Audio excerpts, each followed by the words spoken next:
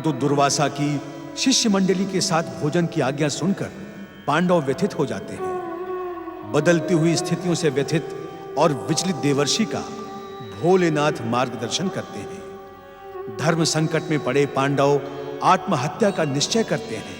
सभी को रोककर द्रौपदी अपने सखा श्री कृष्ण को पुकारती है। सूर्य देव के अक्षय पात्र में लगे अन्न भाग को खाकर श्री कृष्ण सारे संसार की भूख शांत कर देते हैं। उधर स्नान ध्यान पूर्ण कर जल से बाहर निकले महर्षि दुर्वासा संकेत से अपने एक शिष्य को समीप बुलाते हैं। वत्स, आज्ञा भगवान। समीप ही स्नान कर रही हमारी विशाल शिष्य मंडली को पांडवों की कुटिया में पहुंचने का निर्देश दो और उनसे कहो कि हम भी उसी ओर प्रस्थान कर रहे हैं। जो आज्ञा भगवान।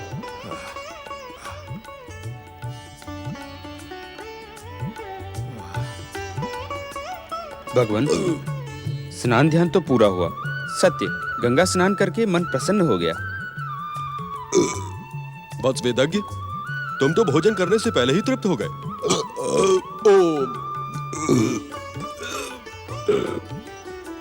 ये कैसा चमत्कार है? भोजन करने से पहले ही भूख शांत हो गई। अब तो कुछ भी खाने की इच्छा शेष नहीं रही। हाँ भगवान, मुझे भी ऐसा ही लग रहा है कि मैं पूर्ण रूप से तृप्त हो चुका हूँ। अब एक और भी और खाया तो वमन हो जाएगा। क्षमा करें भगवान, आपके सभी शिष्यों की भूख समाप्त हो चुकी है। सभी तृप्त हो चुके हैं। किसी को भी भोजन की इच्छा शेष नहीं है। मेरी भी दशा ऐसी है भगवान। ऐसा लगता है आवश्यकता से अधिक खा लिया है।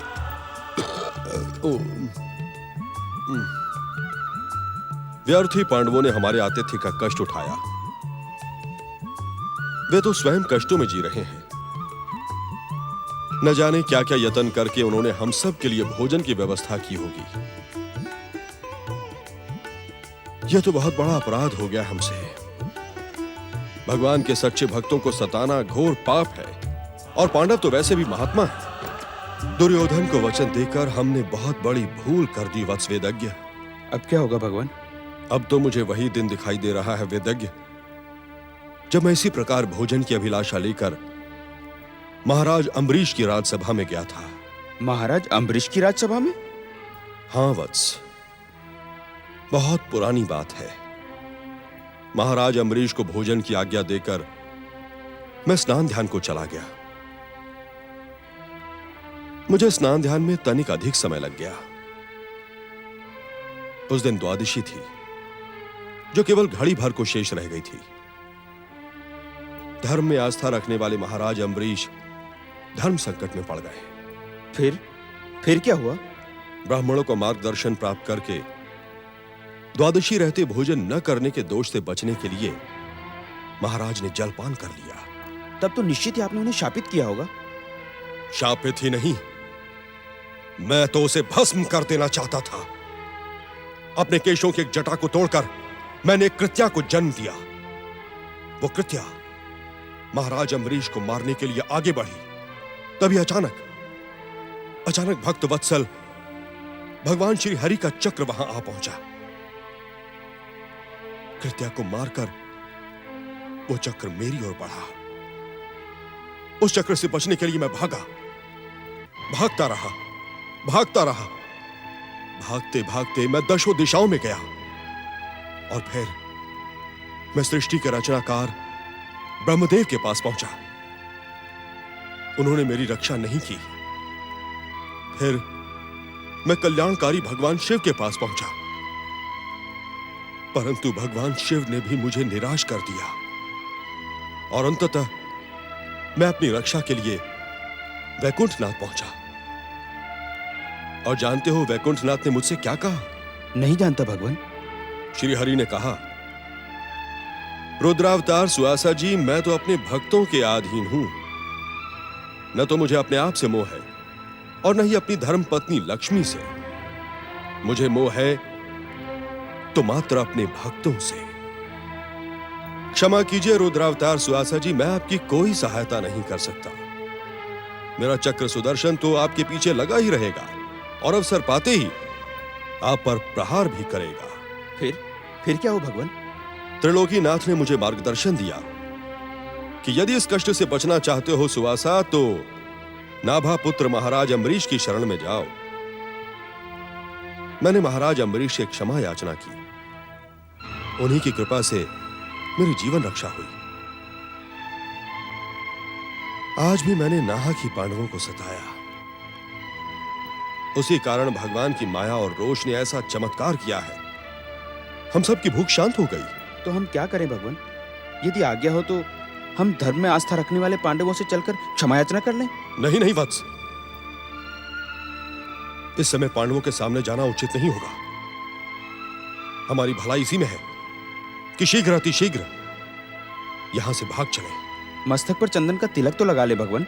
तिलक विलक सब बाद में लगा लेंगे वेदज्ञ। इस समय तो यहां से प्रस्थान करने में ही हम सबका कल्याण है। कहीं श्री हरि का चक्र फिर से आ गया तो अनर्थ हो जाएगा। वत्स, तुम तीव्र गति से जाकर शिष्य मंडली को भागने का संदेश दो। जो आज्ञा भगवान। और वत्स वेदज्ञ, यहां से शीघ्र अतिशीघ्र निकल चले। चलो।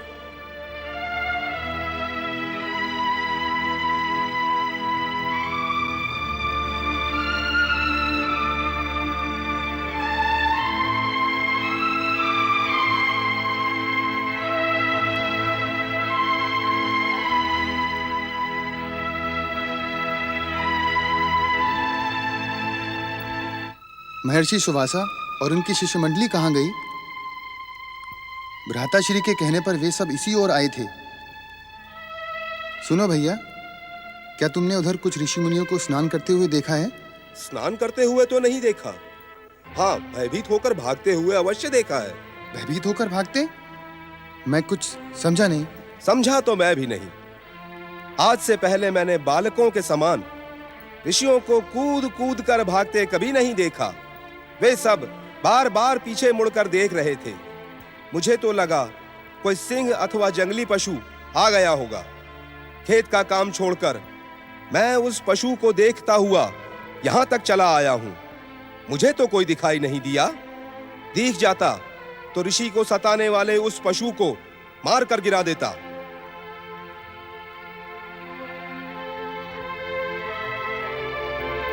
रुद्रावतार महर्षि दुर्वासा का इस प्रकार अतिथि बनने की इच्छा से आना और बिना बताए अचानक चले जाना, इसका कारण नहीं समझ में आया। भ्राताश्री, कारण तो बहुत ही सरल और स्पष्ट है। पांडवों को केवल दुर्योधन के स्वार्थ की परीक्षाओं से ही बार बार कष्ट उठाना पड़ रहा है। अर्थात ऋषियों का यहाँ आना। हाँ पार्थ, मुझे इस बात के संकेत पहले से ही मिल चुके हैं कि दुर्योधन अपने मामा शकुनी के साथ दुर्वासा ऋषि को प्रसन्न करने के लिए बढ़ चढ़कर प्रयास कर रहा है। अर्थात ये सब दुर्योधन के प्रयासों का ही परिणाम है। बड़े भैया, इस षड्यंत्र का सूत्रधार और कोई नहीं बल्कि गांधार नरेश शकुनी है।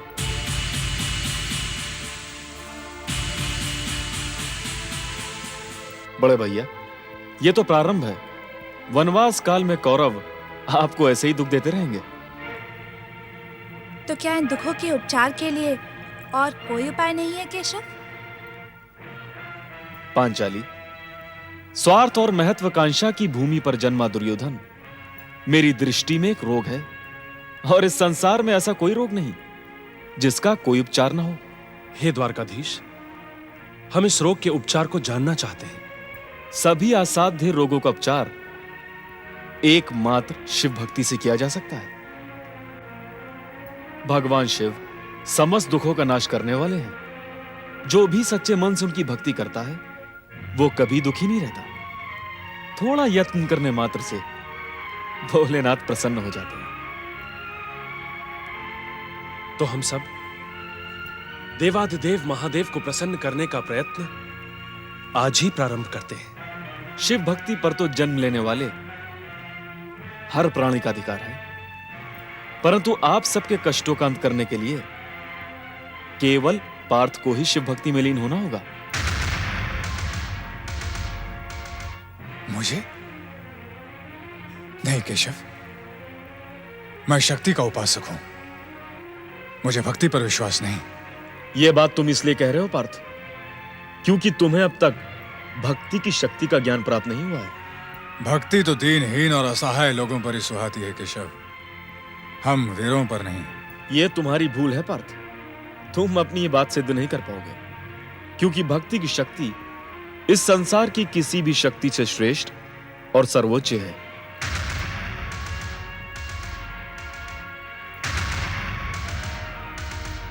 बड़े भैया, क्या आप भी यही चाहते हैं कि मैं स्वयं को शिव भक्ति में लीन कर दूं? हाँ अनुज, यदि द्वारकाधीश के बताए मार्ग पर तुम चलोगे तो हम सबका जीवन सुख और संतुष्टि से भर जाएगा। ठीक है बड़े भैया, यदि आपकी भी इच्छा यही है तो मैं स्वयं को शिव भक्ति में लीन करने का प्रयास करूंगा। कहें केशव, मुझे क्या करना होगा? पार्थ, पहले तो तुम्हें अपने मन को स्थिर करना होगा, क्योंकि भक्ति की सफलता मन की स्थिरता पर ही निर्भर करती है। फिर इंद्रकील पर्वत पर जाकर शिव आराधना से पहले अपनी तपस्या का अग्रपूज्य देवराज इंद्र को मानकर शक्र विद्या से देवराज इंद्र को प्रसन्न करो। देवराज इंद्र प्रसन्न होकर तुम्हें पवन हितकारी, पवन पावन और संसार में सर्वश्रेष्ठ सिद्ध शिव मन से दीक्षित करेंगे। यशस्वी भव। मुझे आशीर्वाद दे कि मैं अपने मन को भक्ति में लीन करने में सफल हो जाऊं। तुम ऐसे क्यों जा रहे हो पार्थ? पांचाली, वीर श्रोमणी अर्जुन का गांडीव लेकर आओ।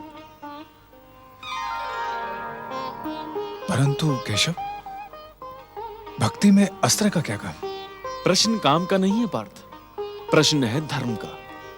तुम क्षत्रिय हो पार्थ, और क्षत्रिय धर्म तुम्हें इस बात की आज्ञा देता है कि तुम अपनी प्रजा और असहायों की रक्षा के लिए अस्त्र शस्त्र सदा अपने साथ रखो।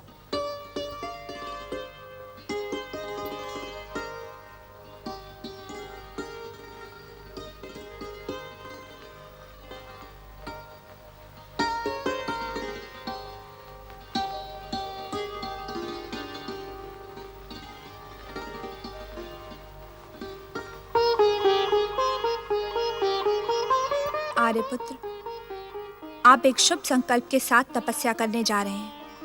आप सफल हो। यदि कोई आपको कष्ट पहुंचाने अथवा शत्रुता भरी दृष्टि से देखने का दुस्साहस करे तो उसे दंडित अवश्य करे। आपकी विजय में ही मेरा सम्मान है। आपका गांडीव अत्याचारियों के अत्याचार को दंडित करने में सफल हो। मैं तो अपनी शक्ति का प्रयोग सदा अत्याचारियों का अंत करने और सम्मान की रक्षा के लिए करना चाहता हूं, परंतु मुझे इस समय भक्ति में लीन हो जाने का आदेश दिया गया है और बड़ों के आदेश को मानना मेरा धर्म है।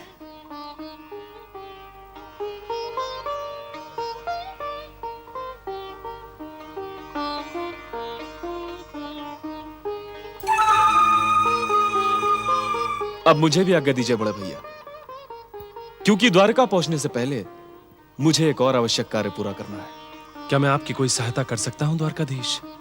नहीं बड़े भैया, यह कार्य तो केवल मुझे ही पूरा करना है। बंद बंद करो, ये प्रलाप बंद करो। ये नहीं हो सकता, ये असंभव है। मामा श्री के आपको इस गुप्तचर की बात पर विश्वास है? मुझे तो ऐसा लग रहा है कि ये पांडवों के साथ मिलकर हमें भ्रमित करने का समाचार सुना रहा है।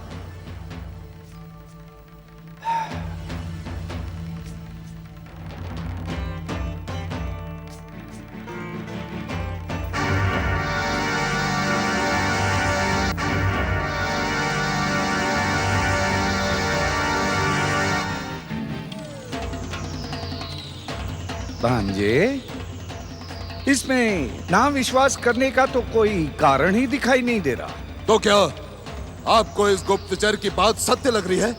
भांजे, इसकी आंखें सत्य का संकेत दे रही हैं। मामा श्री, आंखों से सत्य का अनुमान असत्य भी तो हो सकता है। नहीं भांजे, आंखें कभी भी असत्य नहीं बोलती। स्वामी और आराध्य के सामने आंखों में विनम्रता छा जाती है। शत्रु और विरोधी के सामने आंखों में रोष और लाली आ जाती है। और प्रिय पुत्र और संबंधियों के सामने आंखें सरस हो जाती हैं। षड्यंत्र और असत्य के समय आंखों में भय छा जाता है, भय। और भांजे,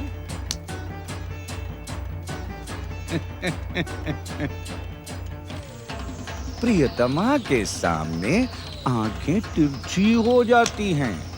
ये आंखों की भाषा है भांजे, आंखों की भाषा। और इन्हें पढ़ने वालों को आंखों में छुपी सच्चाई साफ साफ दिखाई दे जाती है। सत्य कहा आपने मामा श्री, सर्वथा सत्य। तुम जा सकते हो गुप्तचर। जो आज्ञा। परंतु मामा श्री, एक बात मेरी समझ में नहीं आई कि रुद्र अवतार महर्षि दुर्वासा, जिनका क्रोध सारे संसार में प्रसिद्ध है, उन्हें भागने के लिए विवश क्यों होना पड़ा मामा श्री? क्यों? भांजे, जो कारण समझ में नहीं आता उसे ही तो चमत्कार कहते हैं। और ना समझ में आने वाले चमत्कार को दूर से ही प्रणाम कर दिया जाता है। क्या कहा आपने? क्या कहा मामा श्री? नहीं नहीं मामा श्री, मैं दूर से प्रणाम करके पांडवों को क्षमा नहीं कर सकता, माने नहीं कर सकता मामा श्री। आपने सुना नहीं कि उस गुप्तचर ने क्या कहा? उसने ये कहा कि द्वारकाधीश कृष्ण के कहने पर अर्जुन शिव आराधना करने के लिए इंद्रकील पर्वत की ओर निकल चुका है मामा श्री। मैं ओंकार हूं, अहंकार में डूबे प्राणियों के लिए मैं विकार हूं, किंतु दयावान प्राणियों के लिए मैं कर्णधार हूं। मैं ओंकार हूं। दुर्योधन की मनोकामना में पांडवों के अतिथि बनने की बात सुनकर महर्षि दुर्वासा चकित होकर भी अपनी शिष्य मंडली के साथ द्वैत वन की ओर प्रस्थान करते हैं। युधिष्ठिर की आज्ञा पाकर द्रौपदी भी भोजन कर लेती है। शकुनी युवराज दुर्योधन को द्वैत वन जाने की आज्ञा नहीं देते। ऋषि वेदज्ञ से महर्षि दुर्वासा के आने का समाचार सुनकर पांडव प्रसन्न हो जाते हैं। परंतु हाँ सुना, मैंने सुना भी और समझा भी। और सुनने समझने के बाद भी आप शांत बैठे हैं। शांत बैठे हैं तो क्यों बैठे हैं? कुछ करें मामा श्री, कुछ करें, नहीं तो वो अर्जुन शिव को प्रसन्न करके हमारे सम्मुख संकटों के पर्वत खड़े कर देगा। बस यही तुम में बुरी आदत है, समय से पहले ही उत्तेजित हो जाते हो। अरे अर्जुन शिव को तब प्रसन्न करेगा जब वो शिव आराधना करेगा भांजे। मामा श्री, मुझे अर्जुन के शिव आराधना में कोई कमी दिखाई नहीं देती, कोई कमी दिखाई नहीं देती। कमी दिखती नहीं, दिखाई जाती है भांजे।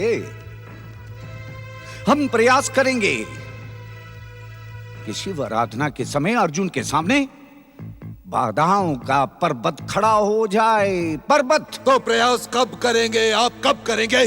जब वो अर्जुन शिव को प्रसन्न कर देगा तब।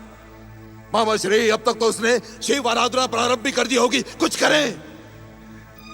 भांजे भांजे, अर्जुन इस समय शिव की आराधना नहीं कर रहे।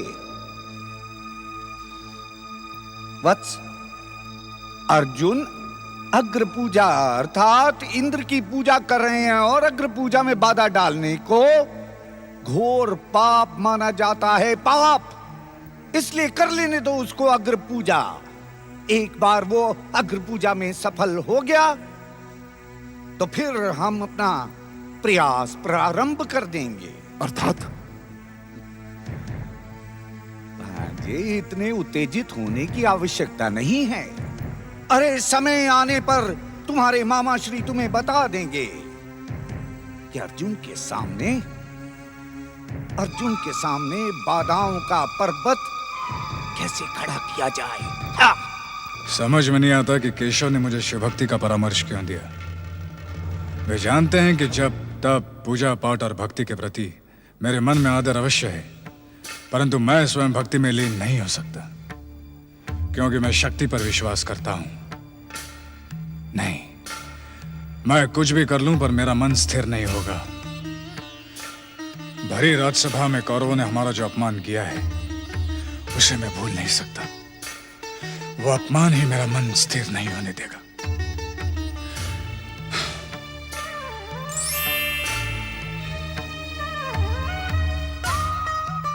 पार्थ, जिस अपमान की बात सोचकर तुम शिव भक्ति का मार्ग छोड़ रहे हो, उसी अपमान को सम्मान में बदलने के लिए मैं तुम्हें शिव भक्ति का मार्ग दिखाने आया हूं। मैं जानता हूं पार्थ कि तुम्हारे मन में एक के बाद एक प्रश्न उठ रहे हैं। जिज्ञासा के महासागर ने दुविधा के महापर्वत का रूप धारण कर लिया है।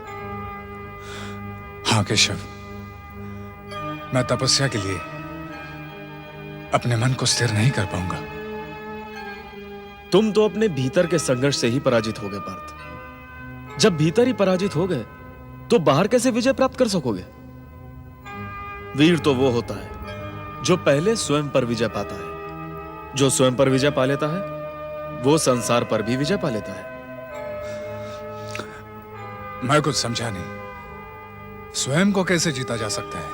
अज्ञानी, श्रद्धा रहित और संदेह करने वाला पुरुष स्वयं ही नष्ट हो जाता है। उसे ना तो इस श्लोक में सुख मिलता है और ना ही परलोक में। मेरी दृष्टि में ऐसा पुरुष दीनहीन और असहाय है। परंतु जिसने आत्मा को आत्मा के द्वारा जीत लिया, आत्मा स्वयं उसकी मित्र बन जाती है। और जो पुरुष आत्मा से पराजित हो जाता है वो आत्मशत्रु बन जाता है। इसलिए पहले अपनी आत्मा को जीतो, अपने मन को नियंत्रण में रखो और अपनी इंद्रियों को वश में करो। कैसे करूं केशव, कैसे? जबकि मैं सत्य को जानता हूं कि कौरवों ने हमारे साथ घोर छल किया है। उस छल और अपमान को भूलकर मैं अपने मन को स्थिर नहीं कर सकता। मैं तो कौरवों को दंडित करना चाहता हूं। यही मेरा क्षत्रिय धर्म और मेरा वीर कर्म है। किस कर्म की बात कर रहे हो तुम पार्थ? और कर्म के साथ साथ तुमने परिणाम पर भी विचार कर लिया? तुम्हें केवल कर्म करने का अधिकार है पार्थ, फल पर विचार करने का नहीं। जीवन की असफलता का मूल कारण मन का अस्थिर होना है। अधिकांश पुरुष असफलता के भय से महान कार्य को अपने हाथ में नहीं लेते, और जो विवशतावश ले भी लेते हैं वे कुछ समय बाद विचलित होकर उस कार्य को अपूर्ण छोड़ देते हैं। इसका कारण एक ही है पार्थ, मन की शक्ति का दुरुपयोग। और इसका एक उपाय भी है, किसी श्रेष्ठ आदर्श के प्रति सब कर्मों का समर्पण। इस समर्पण का परिणाम सफलता होती है, और यही कर्म सनातन नियम है। कर्म की इस परिभाषा को सुनकर मेरा ज्ञान संतुष्ट हुआ केशव, परंतु मैं अपने मन में उठती हुई इस दुविधा का क्या करूं? मेरा मन मुझसे बार बार कह रहा है कि अर्जुन, तुम्हें सुख, शांति और विजय भक्ति और आराधना से नहीं, कौरवों को दंडित करने से ही प्राप्त होगी। कितना छोटा सा शब्द है ये, सुख, परंतु इसका अर्थ कितना बड़ा है पार्थ। सुख के 3 रूप होते हैं। जो सुख प्रारंभ में विष के समान दिखाई देता है, परंतु उसका परिणाम अमृत के समान हो उसे सार्थिक सुख कहा जाता है। और जो सुख ऋषियों और इंद्रियों के सहयोग से जन्म लेता है वो प्रारंभ में अमृत के समान होता है, परंतु परिणाम में विष के समान होता है। उसे राजस सुख कहा जाता है। और जो सुख प्रारंभ और परिणाम में आत्मा को मोहित करने वाला होता है वो निद्रा, आलस्य, मोह और अहंकार को जन्म देने वाला तामस सुख कहलाता है। पार्थ, तुम इनमें से किस सुख को पाना चाहते हो? निसंदेह मेरे मन में सात्विक सुख की अभिलाषा है। परंतु तुम्हारे विचार सात्विक सुख के मार्ग पर नहीं जा रहे हैं पार्थ। सात्विक और सच्चा सुख पाने के लिए तुम्हें हस्तिनापुर की राजसभा में हुए पांडवों के उस अपमान की बात को भूलना होगा। नहीं केशव, मैं उस अपमान को कैसे भूल सकता हूं? अपमान का वो क्षण मेरे भीतर प्रतिशोध के ज्वालामुखी को जन्म दे रहा है। मैं तो उसे और प्रचंड कर देना चाहता हूं। पार्थ, तुम उस अपमान को विधि का विधान और विधाता की इच्छा मानकर क्यों नहीं स्वीकार कर लेते? प्रतिशोध से तुम्हें कुछ नहीं मिलेगा। प्रतिशोध किसी दूसरे का नहीं, स्वयं का ही नाश कर देता है। यदि तुम उस अपमान को सम्मान में बदलना चाहते हो तो संकल्प करो पार्थ, शिव भक्ति का संकल्प। आप बार बार वही कह रहे हैं केशव जिसे करने की स्वीकृति मेरा मन नहीं दे रहा है। कौरवों ने छल से हमारा सब कुछ छीना है, राजा से रंग बना दिया हमें। तुम्हारा क्या छीना उन्होंने पार्थ? और तुम यहां लेकर ही क्या आए थे? तुम यहां खाली हाथ आए थे पार्थ, और खाली हाथ ही जाओगे। जो आज तुम्हारा है वो कल किसी और का होगा। अपना पराया, तेरा मेरा, ये सब अपने मन से भुला दो पार्थ। फिर तुम सबके हो और सब तुम्हारे। शिव भक्ति परम सुखदायी है पार्थ। शिव अपने भक्तों पर सबसे शीघ्र कृपा करते हैं। आपकी बात सत्य है, नीति सम्मत और उचित है, परंतु मुझे आपकी बात मानने का कोई कारण नहीं दिखाई देता। मैं तो अपने विचारों और अपनी नीति पर आगे बढ़ना चाहता हूं। हे कमल नयन, आप मुझे अपनी इच्छा मानने पर विवश क्यों कर रहे हैं?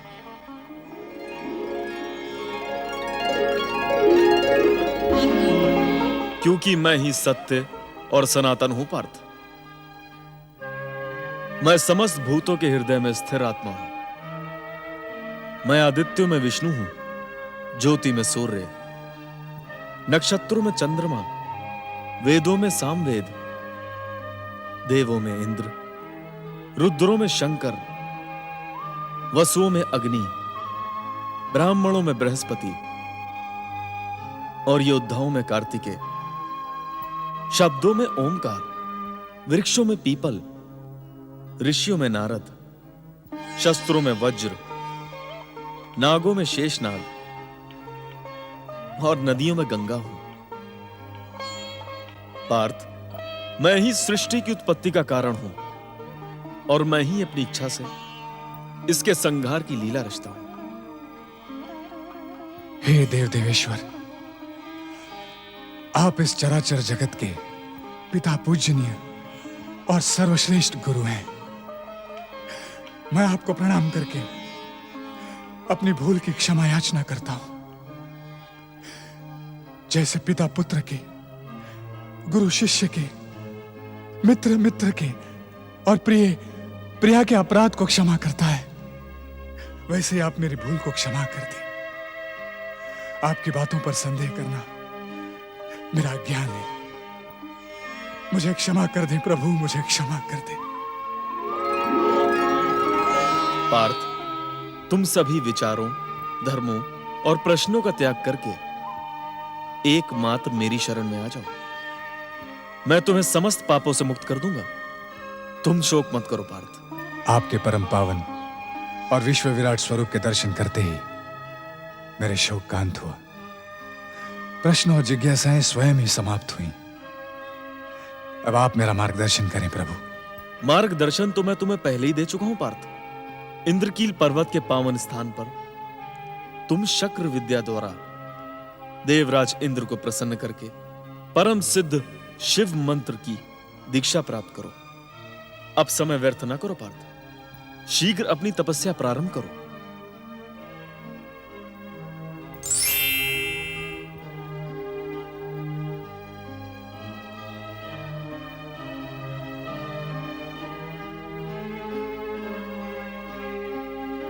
हे स्वर्गाधिपति देवराज इंद्र, मैं द्वारकाधीश श्री कृष्ण के मार्गदर्शन पर आशुतोष भगवान शिव की आराधना से पहले आपकी शक्र विद्या से अग्र पूजा कर रहा हूं।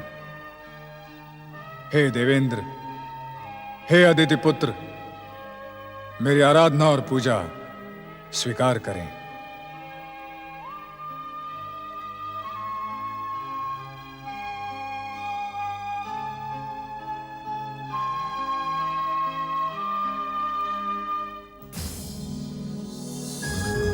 ओम इंद्राय नमः, ओम शक्राय नमः, ओम देवेंद्राय नमः, ओम इंद्राय नमः, ओम शक्राय नमः, ओम देवेंद्राय नमः, ओम इंद्राय नमः, ओम शक्राय नमः, ओम देवेंद्राय नमः, ओम इंद्राय नमः, ओम शक्राय नमः, ओम देवेंद्राय नमः, ओम शक्राय नमः, ओम देवेंद्राय नमः, ओम इंद्राय नमः, ओम शक्राय नमः, ओम देवेंद्राय नमः,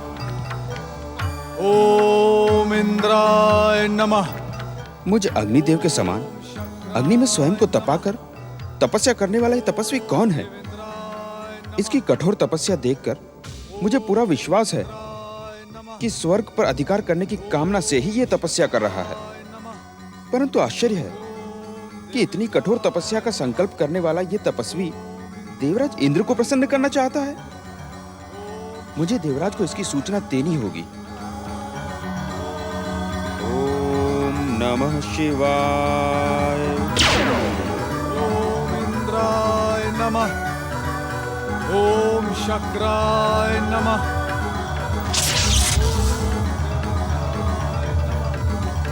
ओम इंद्राय नमः। कौन है ये तपस्वी जो मेरी ही आराधना करके मुझसे मेरे इंद्रासन को छीन लेना चाहता है? देवराज, मुझे तो ये दैत्य गुरु शुक्राचार्य का कोई नया षड्यंत्र दिखाई देता है। दैत्य गुरु शुक्राचार्य? मैं उनके इस षड्यंत्र को नष्ट भ्रष्ट कर डालूंगा। नहीं देवराज, इस षड्यंत्र को नष्ट भ्रष्ट करने की कोई आवश्यकता नहीं है। ये आप क्या कह रहे हैं अग्निदेव? देवराज, ये तपस्वी शक्र विद्या से आपकी तपस्या कर रहा है। यदि आप इसे वरदान देने नहीं जाएंगे तो इसकी तपस्या कभी सफल नहीं होगी और सदा की तरह दैत्य गुरु शुक्राचार्य हाथ मलते रह जाएंगे। क्या आप आराधना के कठोर विधि विधान से परिचित नहीं हैं? आराध्य अपने आराधक को केवल एक सीमा तक ही रोक सकता है। उसके बाद त्रिदेव और शुभ शक्तियां हस्तक्षेप करने के लिए स्वतंत्र हो जाती हैं। इसके आराध्य तो आप ही हैं देवराज। तो क्या इसकी पुकार पर प्रसन्न होकर आप स्वर्ग का वरदान दे देंगे? वरदान? कदापि नहीं वरुण देव, कदापि नहीं। हम उस निश्चित समय सीमा से पहले ही इस तपस्वी की तपस्या को खंडित कर देंगे। सीमा की प्रतीक्षा क्यों देवराज? आप हमें आज्ञा दें, हम अभी अपनी शक्तियों से इसकी तपस्या में बाधा उत्पन्न कर देते हैं। स्वर्ग की सुरक्षा के लिए किसी भी आज्ञा की आवश्यकता नहीं है देवगण। अग्निदेव, वरुण देव, आप दोनों हमारे साथ आकर इस तपस्वी की तपस्या को खंडित करें। ओम नमः शिवाय। नारायण नारायण। धन्य है आप देवता, धन्य है आपका पुरुषार्थ और धन्य है आपकी स्वामी भक्ति। और आप देवराज, आप भी धन्य हैं और आपका स्वामित्व भी धन्य है। आपका स्वामित्व जिसके अनुशासन में आपके साथी देवता पाप पुण्य, धर्म अधर्म किसी का भी विचार नहीं करते। परंतु कुछ भी कहने की आवश्यकता नहीं है देवराज इंद्र। यह बात तो सारा संसार जान चुका है कि किसी भी तपस्वी की तपस्या देखकर आपके हृदय पर सांप लौटने लगते हैं। नारायण नारायण। देव ऋषि, ये तपस्वी दैत्य गुरु शुक्राचार्य के कहने पर स्वर्ग की कामना से ब्रह्माग्नि प्रकट करके ऐसी कठोर तपस्या कर रहा है। नारायण नारायण। लाज आती है मुझे तुम्हें देवता कहते हुए। धिक्कार है तुम्हारे देवत्व पर। किस आधार पर आप यह अनुमान लगा रहे हैं कि यह तपस्वी स्वर्ग पाने के लिए तपस्या कर रहा है? बताएं। नारायण नारायण। प्रहार की योजना बनाने से पूर्व यदि आप यह जान लेते कि इसकी तपस्या का उद्देश्य क्या है तो पवनदेव आप ऐसी बात कदापि न करते। परंतु किसी किंतु परंतु की आवश्यकता नहीं है पवनदेव। आप तो इस तपस्वी को ठीक से पहचानते तक नहीं। क्षमा करें देवर्षि, कौन है ये तपस्वी? नारायण नारायण। देवराज इंद्र, आप इसे भलीभांति जानते हैं और पहचानते भी हैं। तनिक प्रयास तो करें। ओम इंद्राय नमः, ओम शक्राय नमः, ओम देवेंद्राय नमः। क्षमा करें देवर्षि, आश्चर्य है आप इसे पहचानने में असफल रहे। घोर आश्चर्य है देवराज इंद्र। यह आपके पुत्र के समान है। आप भले ही इसे ना पहचानते हो, परंतु आप इसकी माता देवी कुंती को तो नहीं भूले होंगे। ओम इंद्राय नमः। यह देवी कुंती का पुत्र वीर शिरोमणि गांडीवधारी अर्जुन है। देवेंद्राय नमः। आपने देखा नहीं देवराज इंद्र, ठीक इसके समीप सारे संसार में विख्यात उसका गांडीव भी रखा है।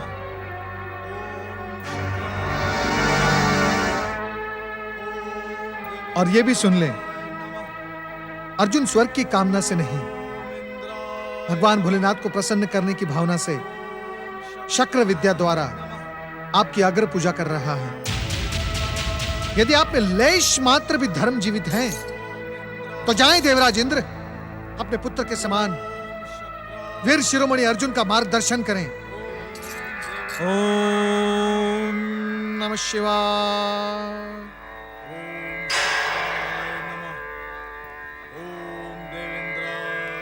आज देवर्षि ने हमें उचित समय पर आकर रोक लिया,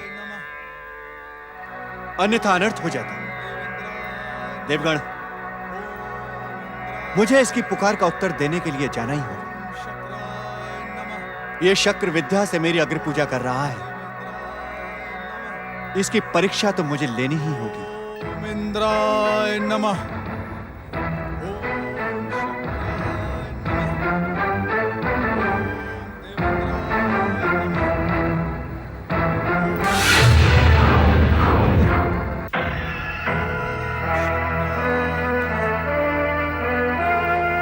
ओम नमः शिवाय।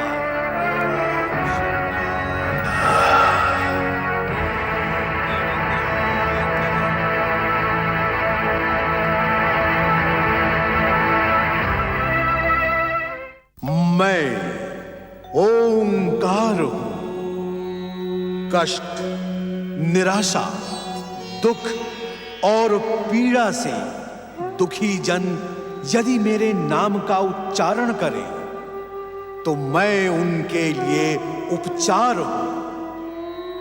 मैं ओंकार हूं। श्री कृष्ण शक्ति के चमत्कार से शिष्यों सहित महर्षि दुर्वासा की भूख शांत हो जाती है। भूल का आभास होते ही दुर्वासा भाग निकलने में ही अपनी भलाई समझते हैं। चकित पांडवों को श्री कृष्ण दुर्योधन और शकुनी के षड्यंत्र का संकेत देते हुए शिव पूजन का मार्ग दिखाते हैं। गुप्तचर की सूचना से उत्तेजित दुर्योधन को शकुनी शांत करते हैं। तपस्या। नारायण नारायण नारायण। लक्ष्मी नारायण नमः शिवाय। ओम नमः शिवाय। जय हो भोलेनाथ, जय हो भोलेनाथ। आपने सत्य कहा था भोलेनाथ कि पांडवों पर रुद्रावतार दुर्वासा की अग्नि परीक्षा का परिणाम सुखद ही होगा। नारायण नारायण। आज उसी परिणाम के कारण वासुदेव भगवान श्री कृष्ण के मार्गदर्शन और देवराज इंद्र से दीक्षित होकर वीर शिरोमणि अर्जुन परम पावन शिव भक्ति में लीन हो गए। ओम नमः शिवाय। नहीं नहीं नारद, सच्ची भक्ति और सच्ची लीनता के साथ की जा रही शिव आराधना में बाधा पहुंचाना घोर पाप है। ओम नमः शिवाय। आत्मा की पुकार में सदा परमात्मा की प्रेरणा होती है। नारायण नारायण। मुझे तो इस समय हस्तिनापुर के युवराज दुर्योधन के कुचक्रों को रोकने के लिए वीर और महात्मा अर्जुन की सहायता करनी चाहिए। नारायण नारायण। ओम नमः शिवाय। ओम नमः शिवाय। स्वागत है दैत्यराज, स्वागत है।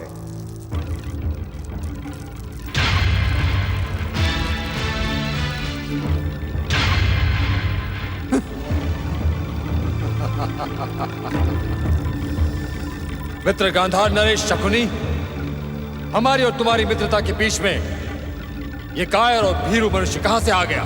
ना ना ना दैत्यराज, ये ना तो कोई कायर है ना ही भीरू। ये तो वीर ही नहीं बल्कि शूरवीर है, एक असाधारण असाधारण मनुष्य।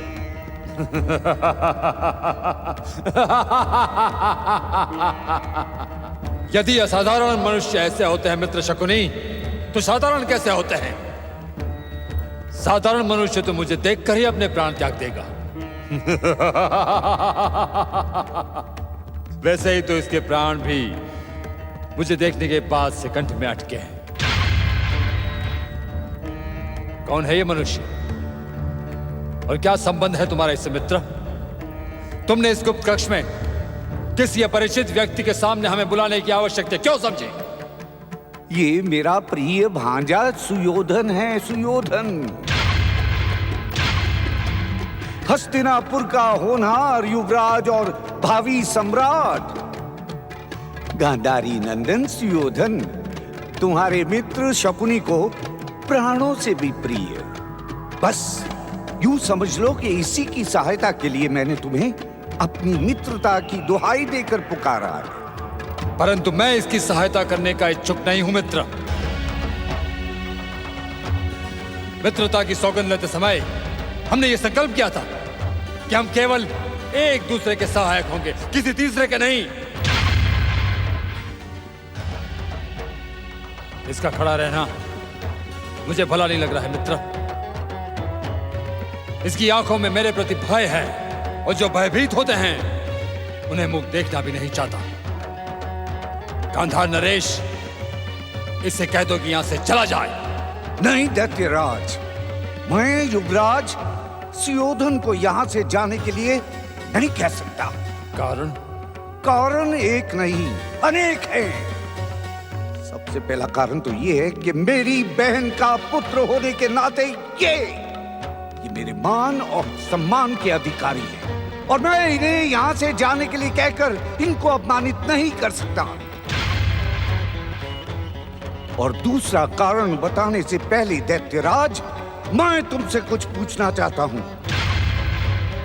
तनिक मुझे ये बताओ कि हमारी मित्रता में केवल तुम्हारी ही इच्छा सर्वोपरि है? अपनी इच्छा से तुम मुझे अपने प्रिय भांजे को यहां से चले जाने की आज्ञा देने को कह रहे हो? यदि यही बात है तो मैं अपने इस मित्रता के बंधन को अभी इसी समय समाप्त करता हूं, तोड़ देता हूं। समझे तुम? जा सकते हो।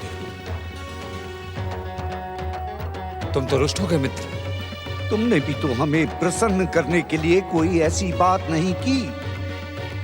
अरे याद करो दैत्यराज, तंत्र सिद्धि की एक यात्रा में तुम्हारी और हमारी भेंट हुई थी। तुम भी उसी यात्रा के पथिक थे जिस पर मैं आगे बढ़ रहा था।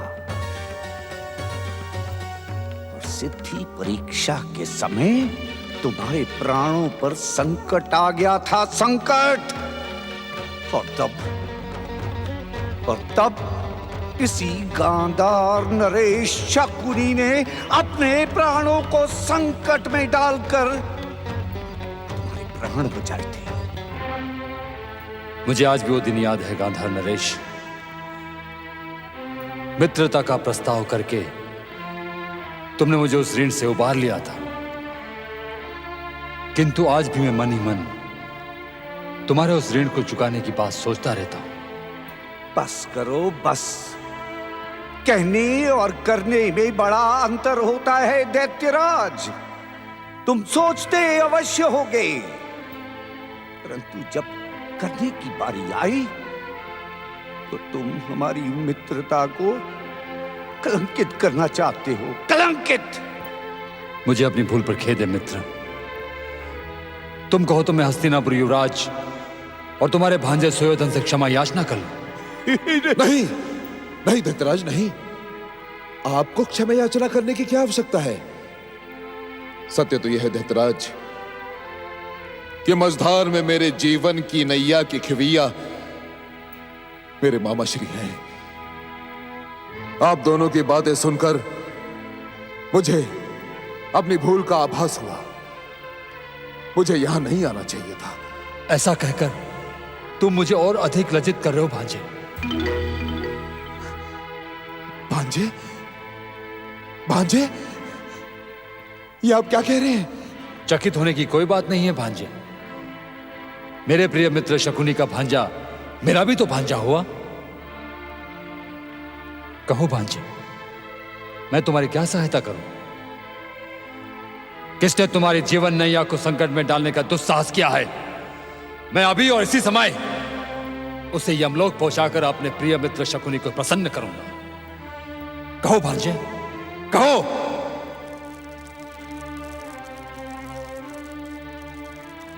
मामा श्री दैत्यराज मुख,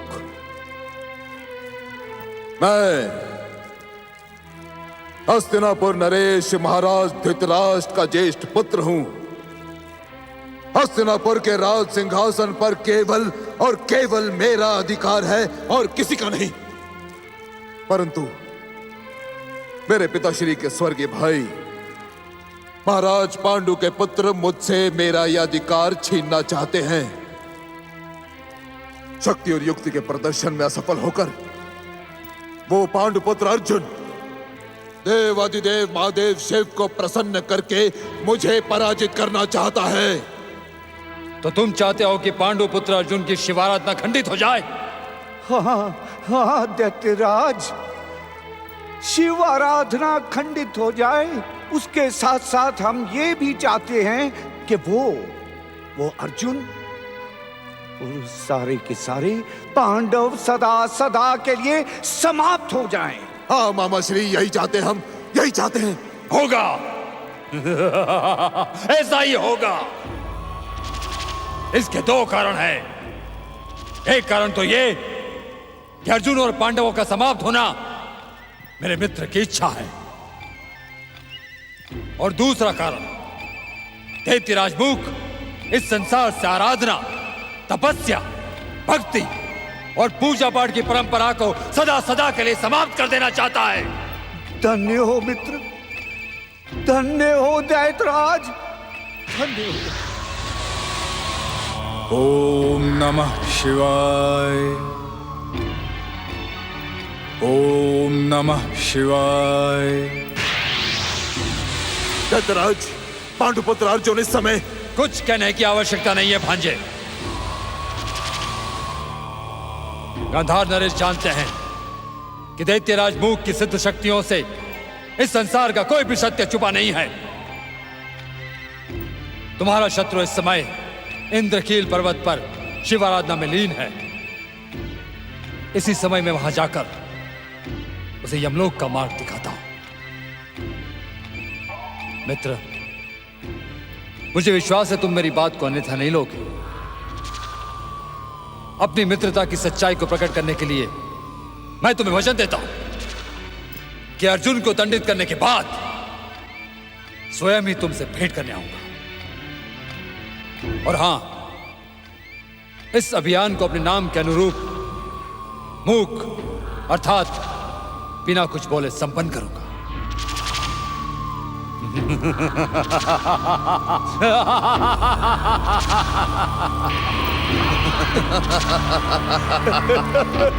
धन्य आप मामा श्री, धन्य हैं। ओम नमः शिवाय। ओम नमः शिवाय। ओम नमः शिवाय।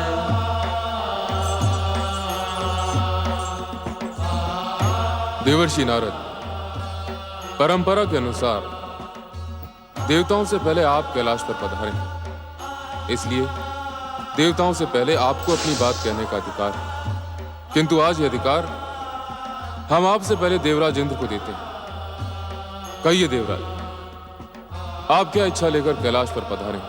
हे प्रभु, किसके मन की इच्छा और भावना आपसे छिपी हुई है, आप तो सभी कुछ जानते हैं। एक मनुष्य सच्ची भावना के साथ आपकी कठोर तपस्या में लीन है। हम उसी पर कृपा करने की प्रार्थना लेकर आपके चरणों में निवेदन लेकर आए हैं। मुनिवर नारद, क्या आप ही पांडुपुत्र अर्जुन की तपस्या को सफल करने की याचना लेकर आए हैं? मुनिवर, नारायण नारायण। भोलेनाथ, आज आप औपचारिक शब्दों का प्रयोग क्यों कर रहे हैं? क्या इस नारद से इन महान चरणों के प्रति कोई अपराध हो गया है? यदि आप मुझसे रुष्ट हैं तो कृपया आप मुझे प्रताड़ित करें, दंडित करें, परंतु भोलेनाथ, अपने इस बालक के प्रति ऐसे औपचारिक शब्दों का प्रयोग ना करें। देवर्षि, क्या आप मेरी इस औपचारिक बातचीत का कारण जानना चाहते हैं? अवश्य भोलेनाथ, अवश्य। हमें अपनी भूल का ज्ञान तो हो जाएगा। नारद, देवराज, देवगण, जो मेरे भक्तों और भक्ति की भावना के सहायक हैं, वो वास्तव में मेरे आदर के पात्र हैं। आज आप सब एक शिव भक्त की सहायता के लिए कैलाश पधारे हैं, इसलिए आपका आदर करना मेरा कर्तव्य है। आप धन्य हैं भोलेनाथ, आप धन्य हैं। परंतु भोलेनाथ, संकोच की आवश्यकता नहीं नारद, कहो क्या कहना चाहते हो? जब भक्तों और भक्ति की सहायता करने का विचार मन में उठता है, तब सब कुछ शुभ ही शुभ होता है। तुम इस समय जो कुछ भी कहोगे, शुभ ही कहोगे, शुभ और सुंदर। कहो।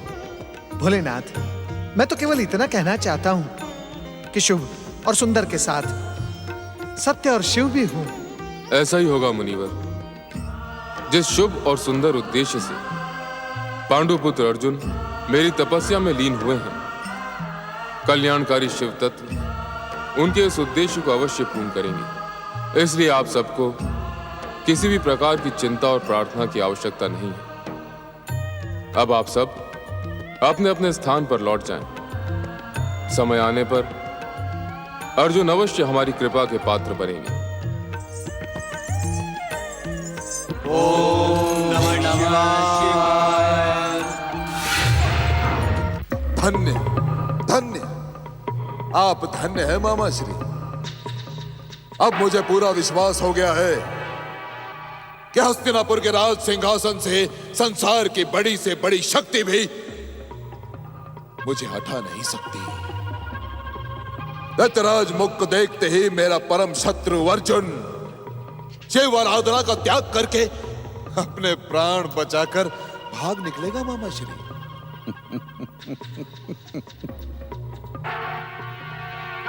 पांजे, मेरा मित्र उसे भागने का अवसर देगा तब वो भागेगा ना। अरे दैत्यराज मूक, उसे अपने पेट में बचाने के पश्चात बिना डकार लिए देख लेना, वो यहाँ हमारे समीप आ जाएगा। यदि ऐसी बात है मामा श्री, यदि ऐसी बात है तो हमने बहुत बड़ी भूल की है। भूल? कैसी भूल भांजे? मामा श्री, अर्जुन के साथ साथ हमें पांडव और द्रौपदी के विषय में भी दैत्यराज को बता देना चाहिए था। इन सबको अपना निवाला बनाकर दैत्यराज की भूख तो अवश्य मिट जाती ना मामा श्री। भांजे श्री, तुम मेरे मित्र को क्या समझते हो? अरे जब तक वो द्रौपदी और उन पांडवों को दंडित नहीं करेगा और उन्हें यमलोक का मार्ग नहीं दिखाएगा, वो वापस नहीं आएगा। नहीं, कदापि नहीं। अब तो तुम ये समझ लो भांजे कि तुम्हारे जन्म जन्म के शत्रु पांडवों का सर्वनाश सुनिश्चित है। ओम नमो भगवते वासुदेवाय।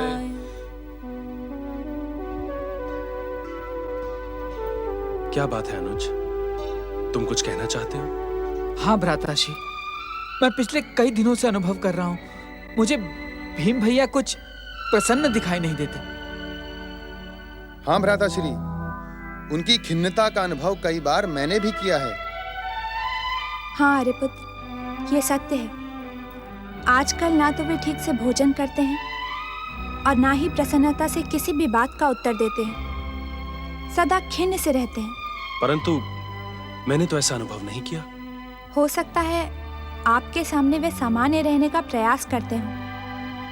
अब देखिए ना, इस समय भी हम सब लोग भगवान श्री नारायण के 12 अक्षर मंत्र का जाप कर रहे हैं और वे किसी सोच में डूबे कुटिया से बाहर बैठे हैं। हाँ भ्राताश्री, पहले तो भीम भैया सदैव हमारे साथ रहते थे।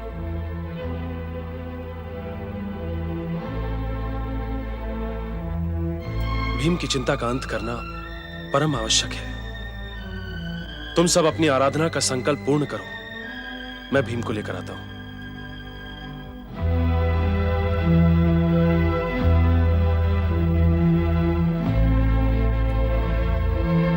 ओम नमो भगवते वासुदेवाय।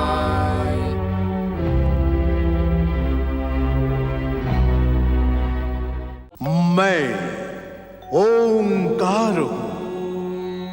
कष्ट, निराशा, दुख और पीड़ा से दुखी जन यदि मेरे नाम का उच्चारण करें तो मैं उनके लिए उपचार हूं। मैं ओंकार हूं। तपस्यारत अर्जुन के मस्तक से ब्रह्माग्नि उठते देख अग्निदेव चिंतित हो जाते हैं। इंद्र अर्जुन को वरदान न देने का निश्चय करते हैं। देवर्षि नारद की प्रताड़ना सुनकर देवराज को अपने कर्तव्य का ज्ञान होता है। उधर अर्जुन अभी भी पहले के समान शक्र विद्या से इंद्रदेव की आराधना कर रहे हैं। ओम देवेंद्राय नमः। ओम देवेंद्राय नमः। ओम शक्राय नमः। देखने में तो तुम किसी राजकुल के राजकुमार दिखते हो।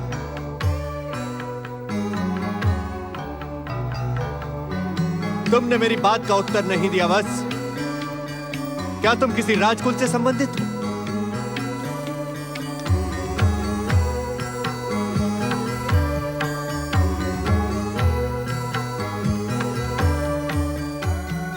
आपका अनुमान सत्य है।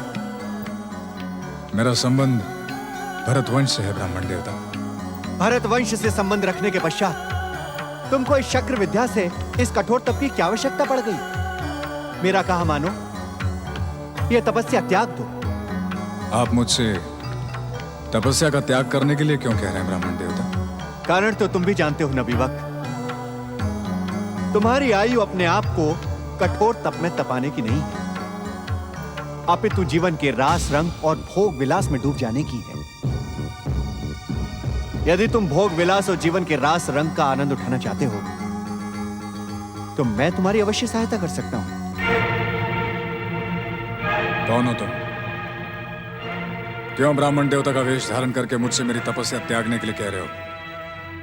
सत्य कहो, किसने भेजा है तुम्हें? अन्यथा मेरा रोष तुम्हें क्षमा नहीं करेगा। मेरे और तुम्हारे बीच में रोष का कोई स्थान नहीं है। बस मैं तो तुम्हें यहां जीवन के भोग विलास और आनंद की शिक्षा देने आया हूं। इस तपस्या को त्याग दो। क्या मिलेगा तुम्हें इस पूजा पाठ और आराधना से? अरे आराधना करते करते मेरी तरह वृद्ध हो जाओगे, तब भी तुम्हें तुम्हारे आराध्य वरदान देने नहीं आएंगे। वरदान की कामना से मैं तपस्या कर भी नहीं रहा हूं। मैं तो शक्र विद्या द्वारा स्वर्गाधिपति देवराज इंद्र की अग्र पूजा कर रहा हूं। करो, करते रहो। जब तक तुम्हारी इच्छा हो तब तक करो। किंतु बस मैं ये बताना तुम्हें अपना कर्तव्य समझता हूं कि तुम्हारे आराध्य कभी नहीं आएंगे। इसीलिए ये तपस्या का त्याग करके जीवन के भोग विलास का आनंद लूटो। चले जाओ यहां से, मुझे तुम्हारी एक भी बात नहीं सुननी है। क्यों अपना यौवन नष्ट करने पर तुले हुए हो? बस मेरी बात मानो। तुमने सुना नहीं मैंने क्या कहा? चले जाओ यहां से। अरे तपस्या और आराधना के लिए एक यौवन तो क्या, कुंती पुत्र अर्जुन अपने आने को जीवन की आहुति दे देगा, पर अपने आराध्य को प्रसन्न करके ही रहेगा। जाओ, चले जाओ यहां से। धन्य हो तुम वत्स, और धन्य है तुम्हारी भक्ति भावना। तुम्हारी माता कुंती ने तुम्हें योग्य और श्रेष्ठ संस्कार दिए हैं। मैं तुम पर प्रसन्न हूं, और मेरी प्रसन्नता तुम्हें सफलता की ओर ले जाएगी।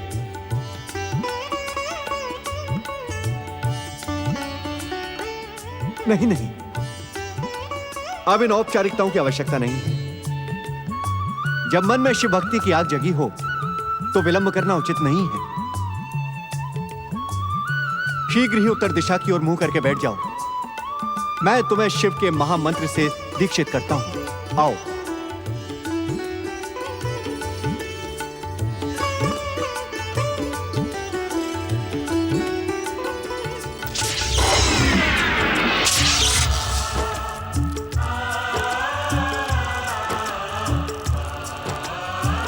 आओ।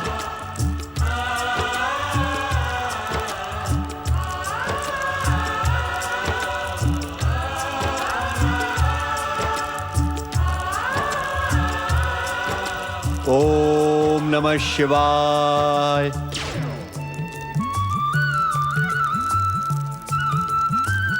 बस इस समय मंत्र दीक्षा देने के कारण मेरा स्थान तुम्हारे गुरु का है। अतः मुझे गुरु मानते हुए अग्नि को साक्षी मानकर इन शुभ सामग्रियों के साथ मुझसे दीक्षा लेने की प्रार्थना करो। ओम गुरुभ्यो नमः। गुरुदेव, मैंने अपने सखा पुरुषोत्तम श्री कृष्ण के कहने पर शिवाराधना का संकल्प किया है। इसी संकल्प को सफल करने के लिए मैंने शक्र विद्या द्वारा आपकी आराधना और तपस्या की है। अब आप कृपा करके मुझे आशुतोष भगवान शिव को प्रसन्न करने वाले पावन मंत्र से दीक्षित करें।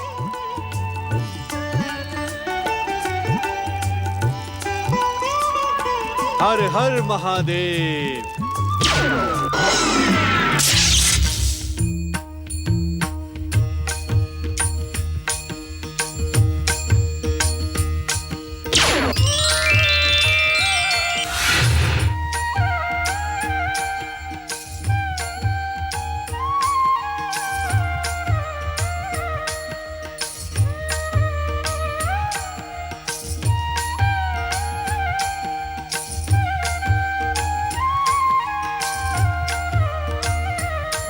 अब जो मैं कह रहा हूं तुम इसे दोहराओ। ओम नमः शिवाय। ओम नमः शिवाय। ओम नमः शिवाय। ओम नमः शिवाय।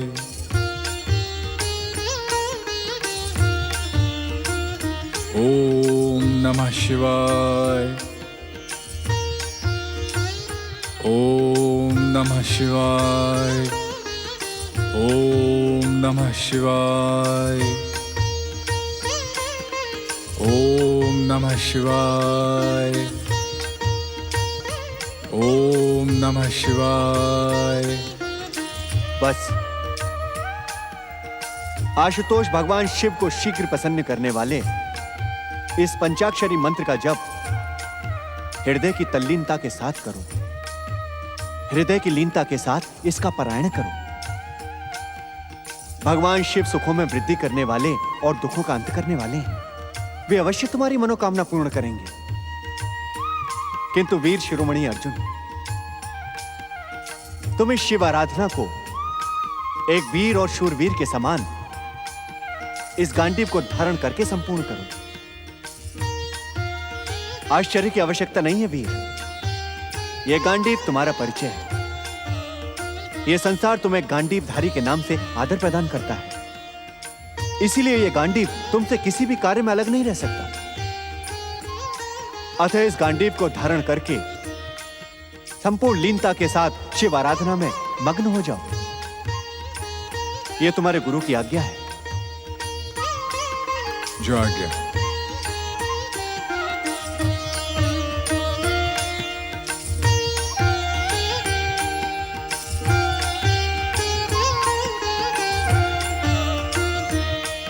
तुम्हारा कल्याण हो बस।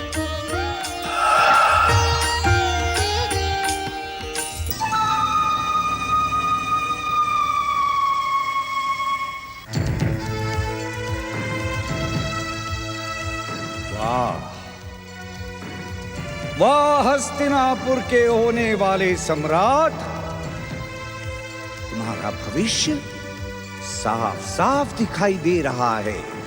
अरे तुम्हें तो प्रणाम करने को जी चाह रहा है। करते जाओ तुम यहां पर मदिरापान, और वहां वो कुंती पुत्र अर्जुन आशुतोष भगवान शिव को प्रसन्न करके इस संसार का सबसे महान योद्धा बन जाएगा, और तुम भांजे देखते रह जाओगे। त्याग दो इस मदिरा को, त्याग दो।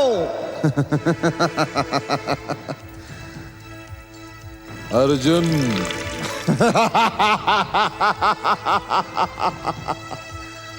मामा श्री,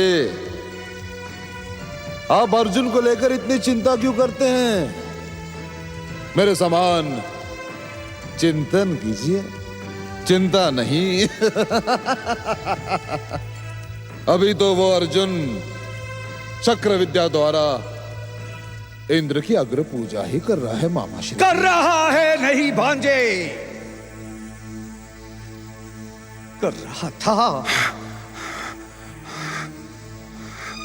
इंद्र को प्रसन्न करने के बाद शिव मंत्र में भी दीक्षित होकर अर्जुन ने शिव आराधना शुरू भी कर दी है। मामा श्री, आपने मुझे वचन दिया था आप अर्जुन की अग्र पूजा के बाद उसकी शिव आराधना में संकट के पर्वत खड़े कर देंगे। उसकी क्या योजना बनाई आपने? भांजे,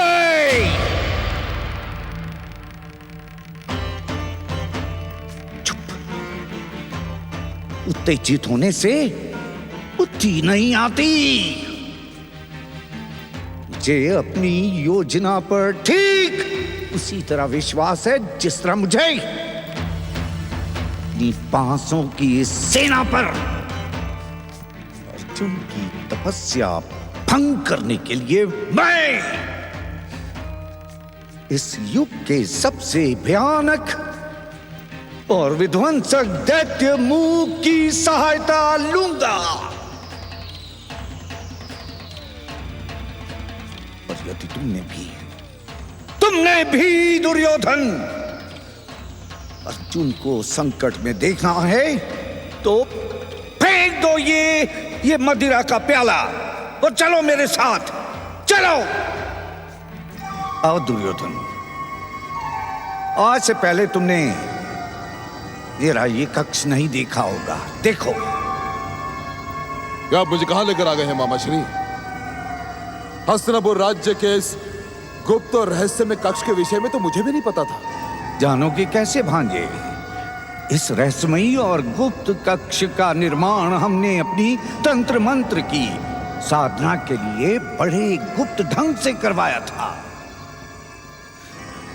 और इस रहस्यमयी परंतु सिद्ध कक्ष में बैठकर यहाँ मैं अपनी काजरी विद्या की शक्ति से संसार में किसी भी प्राणी की दशा और दिशा का अनुमान लगा सकता हूँ। मामा श्री, मुझे आपकी बातों पर विश्वास नहीं हो रहा है। परंतु अविश्वास करने का कोई कारण भी तो नहीं। अविश्वास अविश्वास का कारण मात्र इतना ही है मामा श्री कि आज से पहले आपने कभी भी अपनी तंत्र मंत्र शक्ति का परिचय नहीं दिया। समय से पहले दिया हुआ परिचय नहीं होता, भविष्य बन जाता है। जिस प्रकार समाज अपने भविष्य के लिए सचेत नहीं रहता, ठीक उसी प्रकार समय से पहले दिए हुए परिचय के लिए भी कोई उत्सुक नहीं रहता भांजे। इसीलिए हर काम अपने समय पर ही होना चाहिए। आप सत्य कहते हैं मामा श्री। तो मैं आपकी तंत्र मंत्र शक्ति के द्वारा सबसे पहले अर्जुन को देखना चाहता हूं मामा श्री। अर्जुन को देखना चाहता हूं। मुझे अर्जुन को देखना है। अर्जुन मामा श्री। ठीक है, जैसी तुम्हारी इच्छा। आओ, इस आसन पर बैठ जाओ।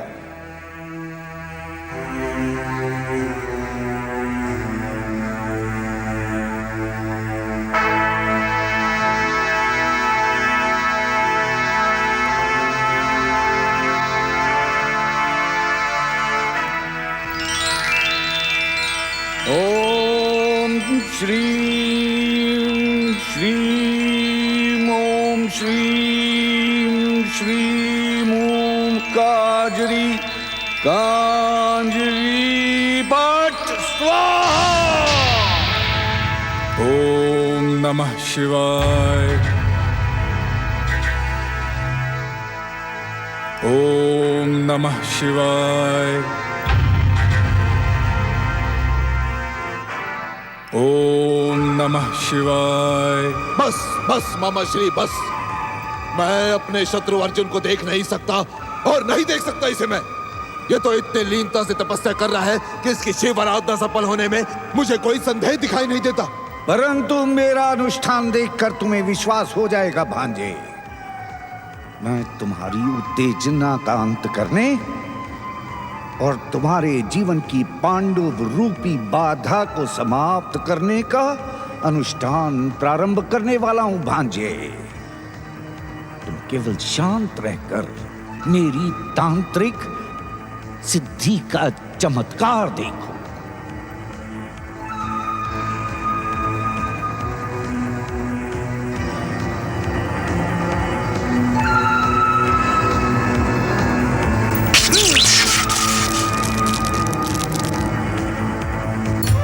हे भक्तवत्सल देवादिदेव भगवान शिव शंकर, दर्शन देकर मेरी मनोकामना पूर्ण करें।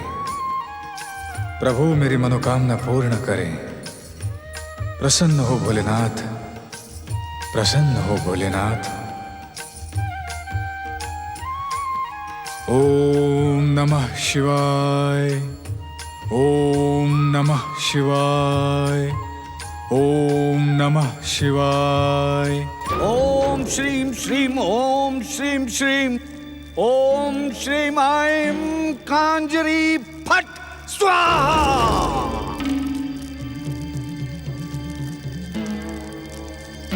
मित्रता का संकल्प करने वाले दैत्यमुख प्रकट हो, प्रकट हो दैत्यमुख। तुम्हारा मित्र कांधार नरेश शकुनी तुम्हारा आह्वान कर रहा है। आओ आओ दैत्यमुख, हे मित्र आओ। ओम श्रीं श्रीं ओम ओम हेम कांजरी फट स्वाहा। तुम्हें अपनी मित्रता की सौगंध है दैत्यराज मूक। अपने मित्र की सहायता के लिए आओ। एक मित्र की सहायता करना मित्र का कर्तव्य है। प्रकट हो, प्रकट हो दैत्यराज मूक। स्वाहा।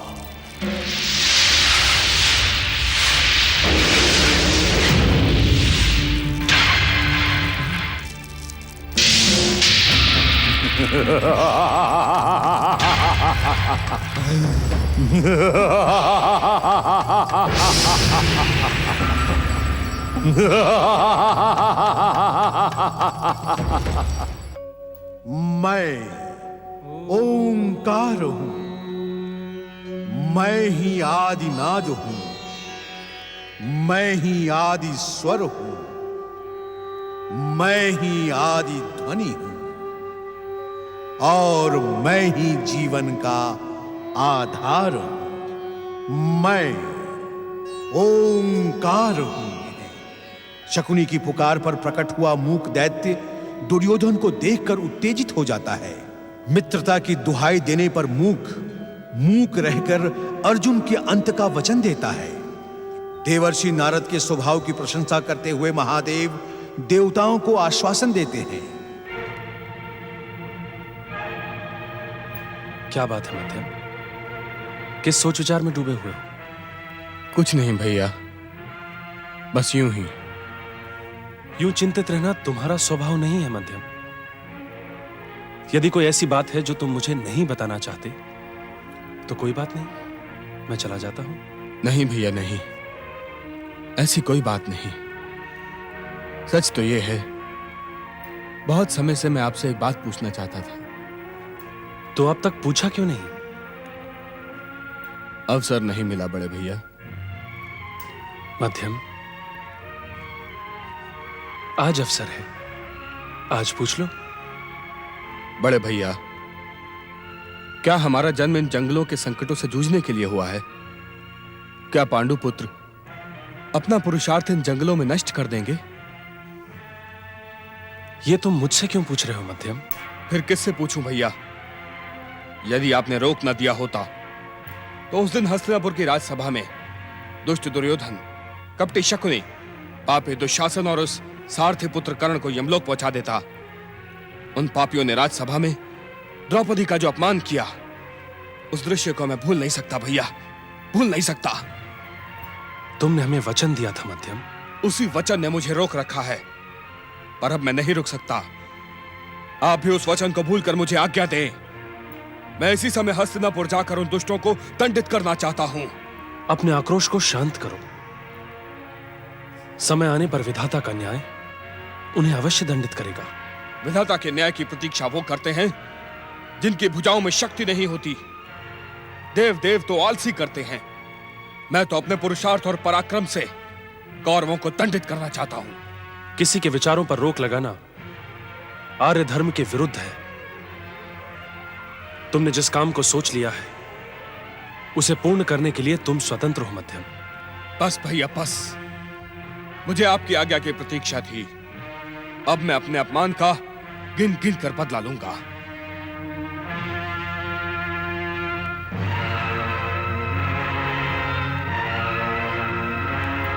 अब मैं कौरवों को दंडित करने के बाद ही आपके दर्शन करूंगा भैया। मुझे आशीर्वाद दें। आपने मुझे आशीर्वाद नहीं दिया भैया। मैं तुम्हें आशीर्वाद नहीं दे सकता मध्यम। तुम जिस अभियान की बात कर रहे हो उसके लिए मैं कभी सहमत नहीं हो सकता। परंतु अभी अभी आपने मुझे सहमति प्रदान की है। मैंने तुम्हारे विचारों की स्वतंत्रता को स्वीकारा था। यदि तुम्हें मेरा आशीर्वाद चाहिए तो तुम्हें प्रतीक्षा करनी होगी।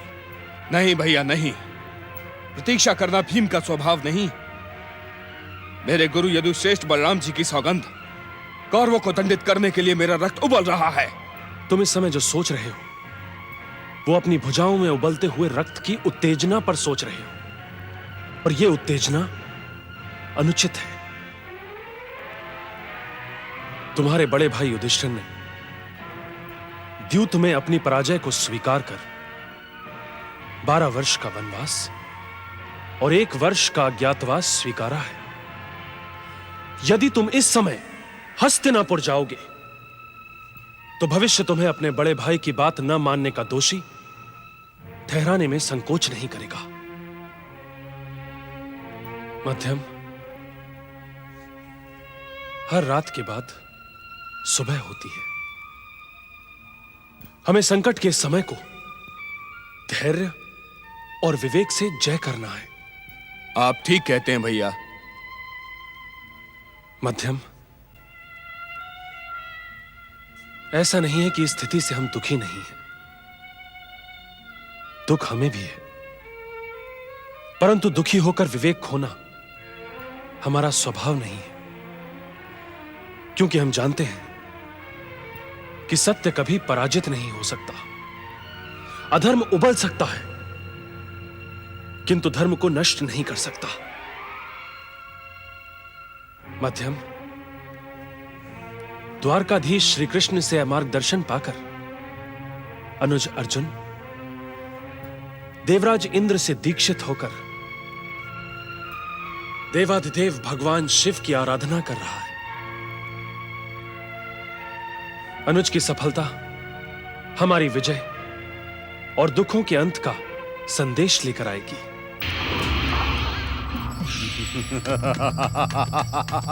ओम नमः शिवाय। ओम नमः शिवाय। मैं दैत्यराज मूक अपनी विध्वंसक और विनाशक सिद्ध शक्तियों से इस संसार से भक्ति, आराधना, तपस्या और पूजा पाठ की हर परंपरा को सदा सदा के लिए समाप्त कर देने की घोषणा करता हूं।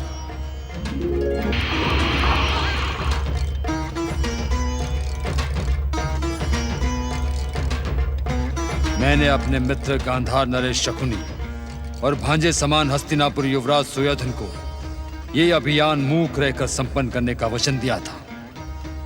पांडु पुत्रों का अंत ही मेरे मूक अभियान को संपन्न करेगा।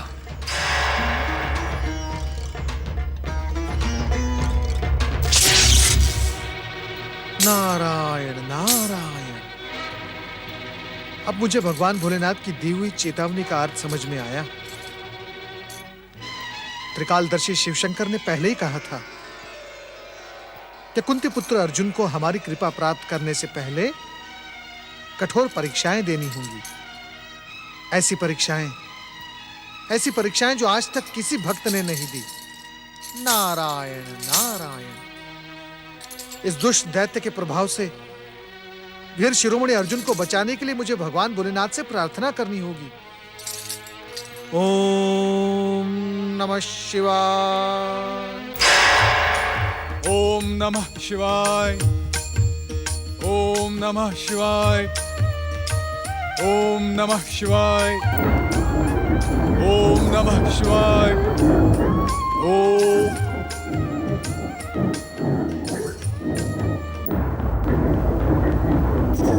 नहीं, ये पशु नहीं है। पशु कभी भी अकारण आक्रमण नहीं करते। फिर कौन है ये? कहां से आ रहा है? किसने भेजा है इसे? ये तो मेरे अनिष्ट की योजना बनाकर ही मेरी ओर आ रहा है। शास्त्रों में लिखा है, जिसे देखने से मन प्रसन्न हो जाए वह मित्र, और जिसे देखकर मन व्याकुल हो जाए वह शत्रु। ये निश्चित ही मेरा शत्रु है। इसे देखकर मेरा मन व्याकुल हो रहा है, परंतु इसे देखते ही मेरा हाथ स्वयं ही गांडीव की ओर जा रहा है। मेरी इंद्रियां प्रतिशोध की भावना से उत्तेजित हो रही है। संभवतः इसी कारण माधव ने मुझे गांडीव लेकर तपस्या के लिए जाने को कहा था। देवराज इंद्र ने भी गांडीव धारण करने की आज्ञा दी थी। यह पापी मार डालने के योग्य है।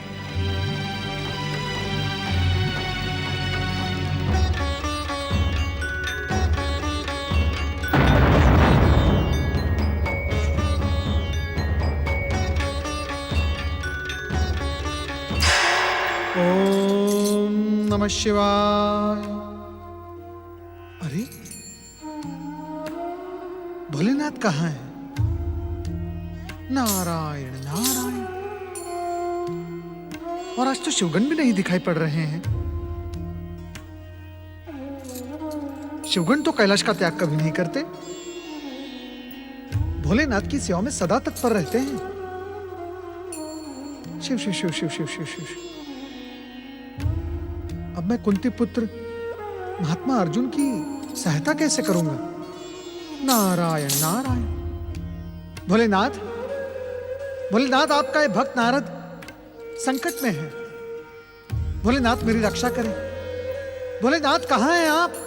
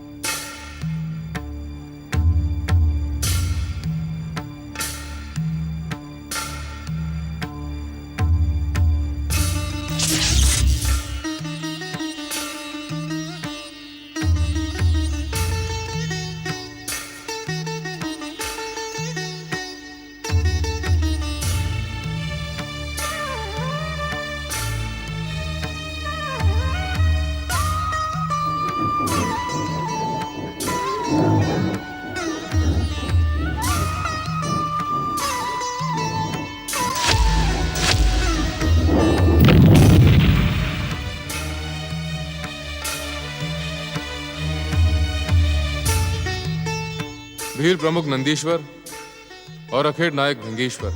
आज्ञा भोलेराज। अखेट संपन्न हुआ। हम जंगली शुगर को मारने में सफल हुए। तुम जाओ, हमारे बाण और आखेट को उठा कर ले आओ। जो आज्ञा भीलराज।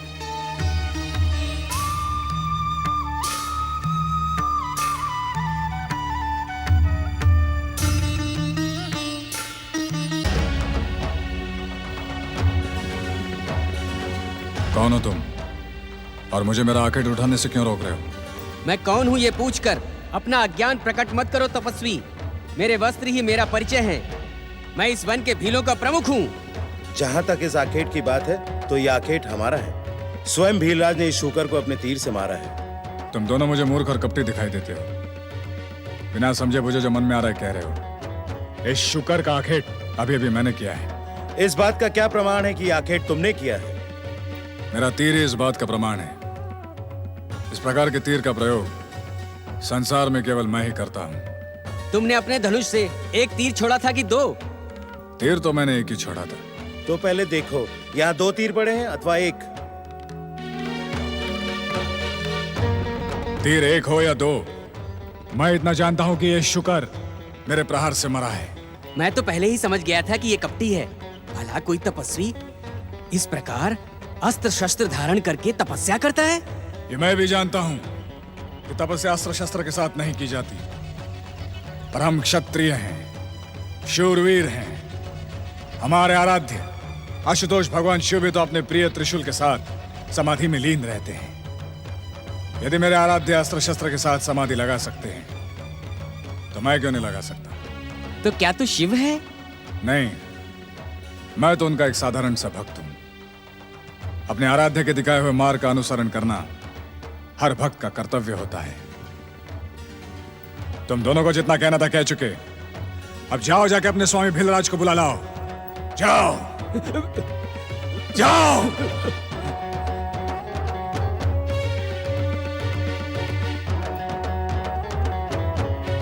भीलराज, ये तपस्वी आपके आखेट को अपना आखेट कहने की भूल कर रहा है। तपस्वी के साथ साथ ये एक शूरवीर भी दिखाई दे रहा है।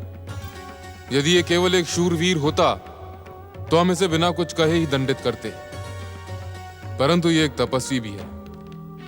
इसलिए इस पर प्रहार करने से पहले हम इसे सावधान कर देना अपना कर्तव्य समझते हैं। दूत, आज्ञा भीलराज। हम प्रहार के लिए इस पर शस्त्र उठाएं, उससे पहले जाकर इसे सावधान कर दो।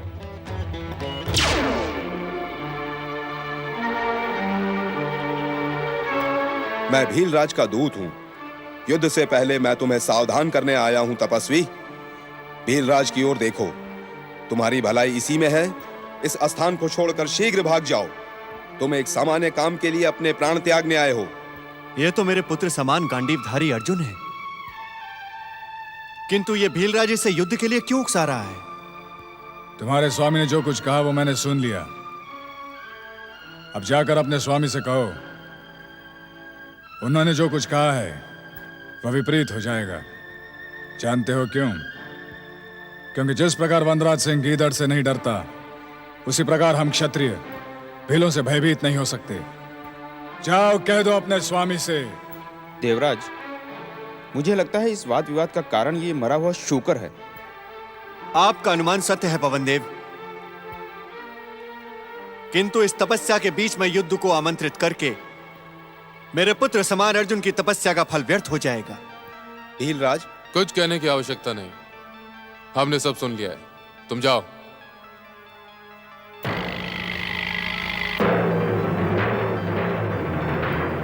मुझे इस भीलराज को स्वयं जाकर रोकना होगा। रोकना ही नहीं, अपितु दंडित भी करना होगा। ठहरे देवराज इंद्र, ठहरे। इस समय आपका पृथ्वी पर जाना अनुचित है। नहीं देवर्षि, इस समय मुझे आपका रोकना अनुचित लग रहा है। मैं एक तपस्वी की सहायता करने जा रहा हूं। हर हर महादेव। देवराज इंद्र, विचार तो बड़ा उत्तम है, परंतु जाने से पूर्व इतना अवश्य देख लें कि आपके पुत्र के समान अर्जुन के साथ युद्ध करने वाला भीलराज उसके साथ द्वंद्व युद्ध करने जा रहा है अथवा अपने साथी भीलों के साथ उस पर आक्रमण।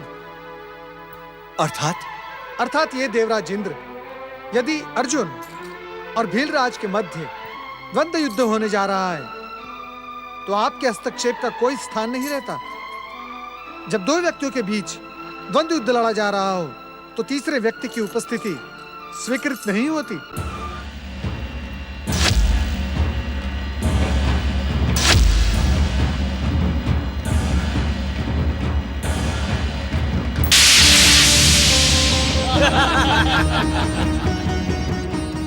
देखें देवराज इंद्र, देखें, भीलराज और अर्जुन के मध्य द्वंद्व युद्ध का प्रारंभ हो चुका है। और आप ये भी देखें कि भीलराज के साथी भील केवल इन दोनों के द्वंद्व युद्ध कौशल को देख रहे हैं, प्रहार नहीं कर रहे हैं।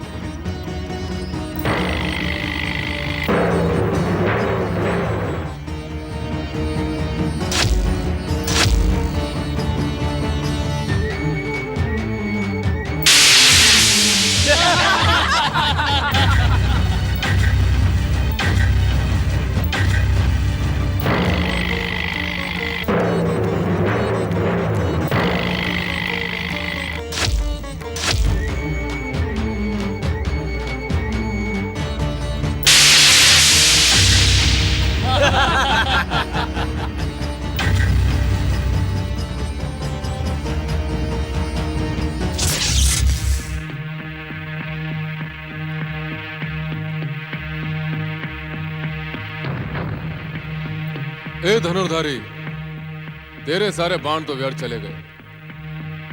यदि अब भी तुझ में शक्ति और साहस है तो आ मेरे साथ परशु युद्ध कर। मुझे आपकी चुनौती स्वीकार है।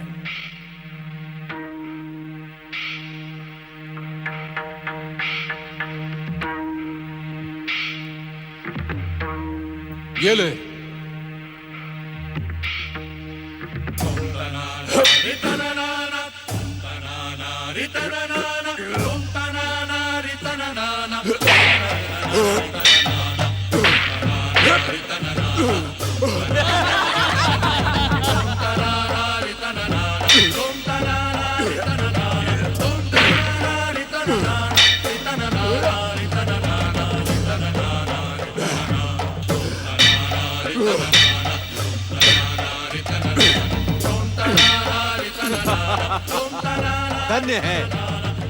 धन्य है कुंती पुत्र अर्जुन का पराक्रम।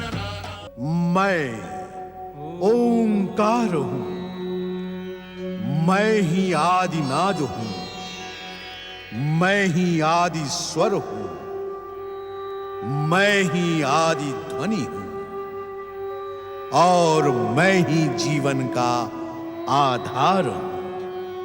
मैं ओंकार हूं।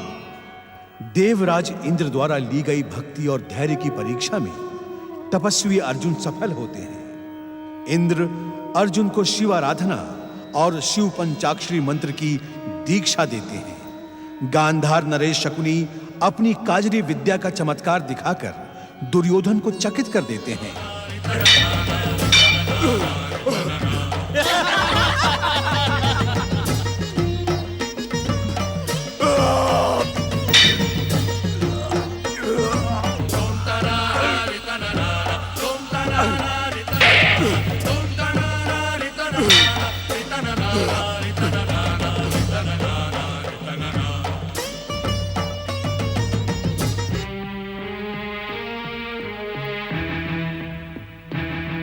हे आशुतोष भगवान शिव, आपके भक्त की लाज अब आपके हाथों में है। मैं आपका स्मरण करके और आपका नाम लेकर इस भील पर अपना अंतिम प्रहार करने जा रहा हूं। यदि विजय हुआ तो सदाशिव चरणों में निष्ठा बनाए रखूंगा, और यदि पराजित हुआ तो हर जन्म में यह सोचते हुए पावन शिव भक्ति की मांग करूंगा कि संभवतः इस जन्म में मुझसे कोई चूक हो गई होगी। ओम नमः शिवाय।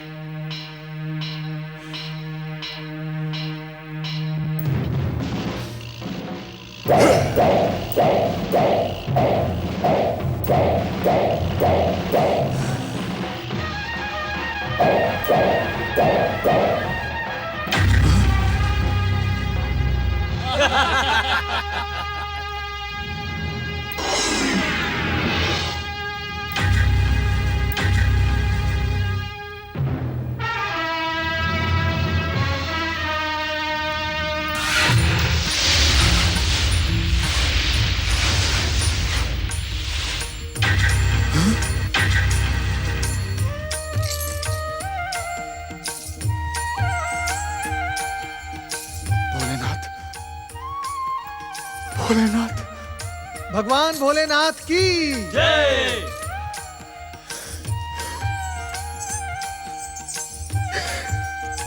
ये मैंने क्या कर दिया? मैं अपने आराध्य को पहचान न सका। अपने आराध्य पर प्रहार करके मैंने घोर पाप किया है। हे आशुतोष, मैं आपका अपराधी हूं। धिक्कार है मुझे, धिक्कार है। उठो वत्स, दुखी न हो वत्स। मैं तो तुम्हारे पराक्रम और पुरुषार्थ की परीक्षा ले रहा था और तुम अपनी परीक्षा में सफल हुए। नहीं प्रभु, नहीं, यह सफलता नहीं है, कलंक है, पाप है। मैं स्वयं को क्षमा नहीं कर सकता प्रभु। मैंने तुम्हारी परीक्षा लेने के लिए ही ये लीला रची थी, इसलिए तुम शोक को त्याग दो। नहीं प्रभु, नहीं। मैंने आप पर प्रहार करके जीवित रहने का अधिकार खो दिया है। इस घोर पाप का प्रायश्चित केवल मृत्यु है। मैं अभी इसी समय अग्नि को प्रज्वलित करके आत्मदाह करते हुए अपने पापों का प्रायश्चित करूंगा प्रभु। भक्त का स्थान भगवान से भी श्रेष्ठ होता है भक्तराज। यदि तुम कुछ करना चाहते हो तब भी मैं तुम्हें रोक नहीं सकता।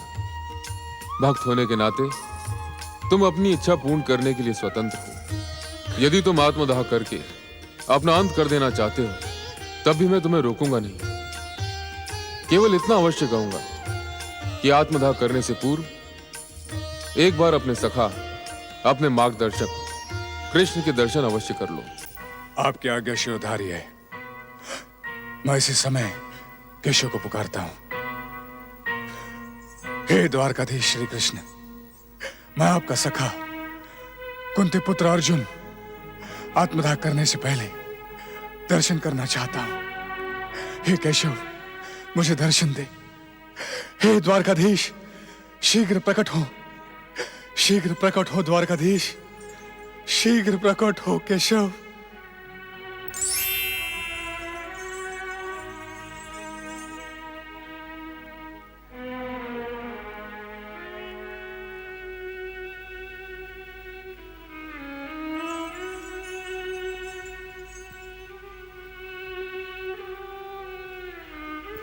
पार्थ, किन विचारों में खोए हो?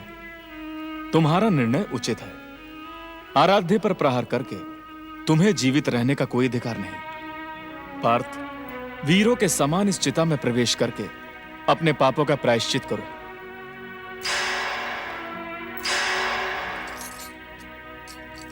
द्वारकाधीश, द्वारकाधीश, ये आप क्या कह रहे हैं? मैंने आपसे तो कुछ नहीं कहा देवऋषि। मेरे और मेरे मित्र की बातचीत में आपको हस्तक्षेप करने और अपना सुझाव देने का कोई अधिकार नहीं। कृपया करके मुझे अपने मित्र का मार्गदर्शन करने दीजिए। चिता की ओर प्रस्थान करो पार्थ।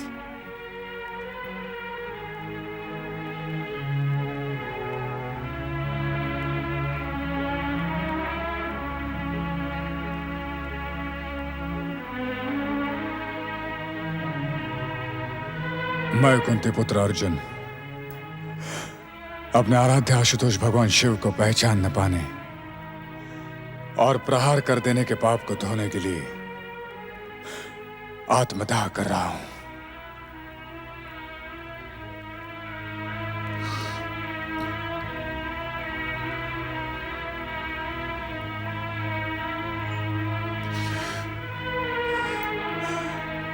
अग्नि प्रकट हो।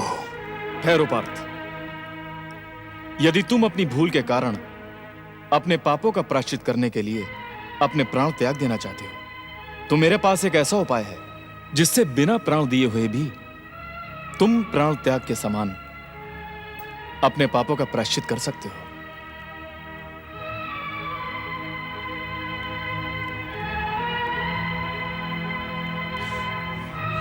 यह आप क्या कह रहे हैं केशव? मृत्यु का कोई दूसरा रूप नहीं हो सकता? हो सकता है पार्थ, क्योंकि मैं जो उपाय बताने जा रहा हूं वो वेद और पुराणों द्वारा भी स्वीकृत है।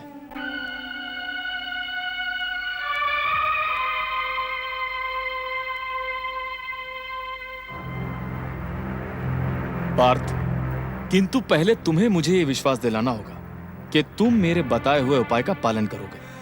बिना सुने मैं कैसे विश्वास दिला सकता हूं केशव?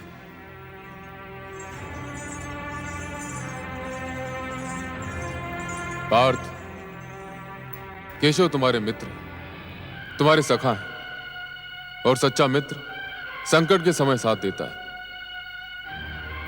केशव इस समय तुम्हें जो भी उपाय बताएंगे वो तुम्हारे लिए, तुम्हारे कुल परिवार के लिए एवं समस्त पृथ्वी लोक के लिए कल्याणकारी होगा। इसलिए केशव को वचन दो।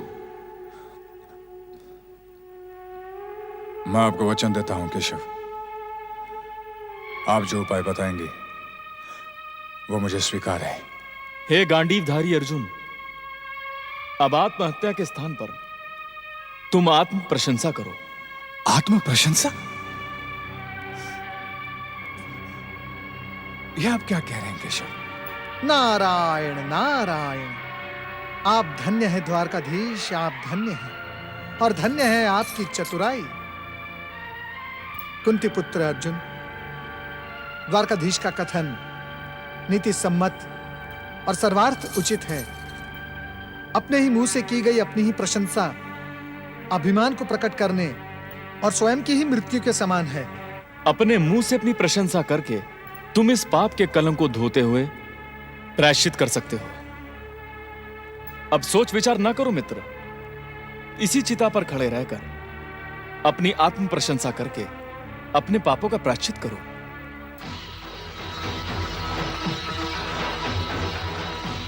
मैं कुंती पुत्र अर्जुन इस संसार का सर्वश्रेष्ठ योद्धा हूं।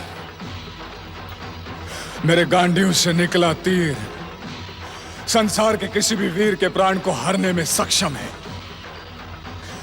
अब तक न तो मेरे समान धनुर्धर जन्मा है और न ही भविष्य में जन्मेगा। मैं सर्वश्रेष्ठ हूं, अजय हूं। संसार में मेरी किसी से समानता नहीं हो सकती।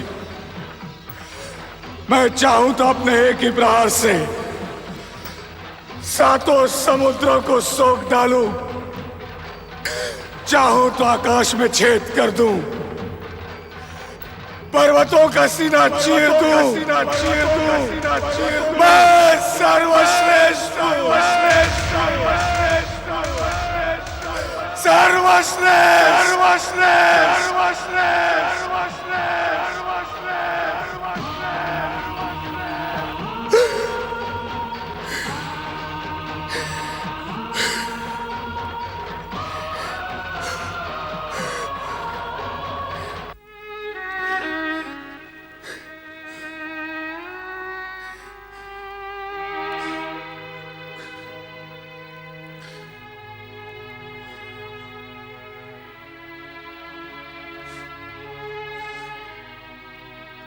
पार्थ, द्वारकाधीश श्री कृष्ण की चतुराई से तुम्हारा दूसरा जन्म हुआ है।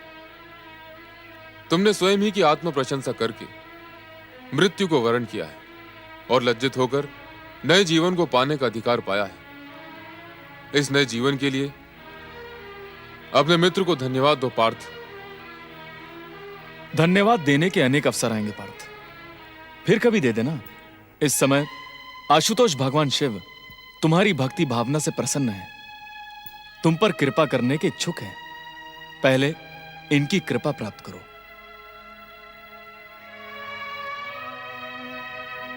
कुंती पुत्र अर्जुन, तुमने जिस मनोकामना से पंचाक्षरी मंत्र से हमारी आराधना की है, हम उसे भली भांति जानते हैं। हम तुम्हारे और तुम्हारे परिवार के दुखों का विनाश करने का वरदान भी देते हैं। हम तुम्हारी वीरता से भी प्रभावित हुए हैं, इसी कारण हम तुम्हें अपना पाशुपत अस्त्र प्रदान करते हैं।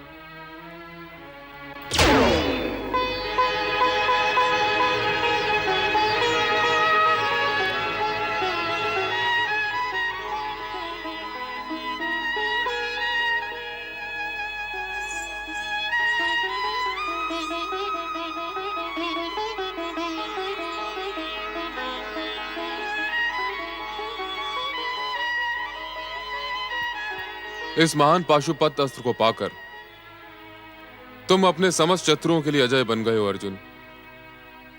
यदि तुम्हारी कोई और इच्छा शेष रह गई हो तो हमसे कहो, हम उसे अवश्य पूर्ण करेंगे।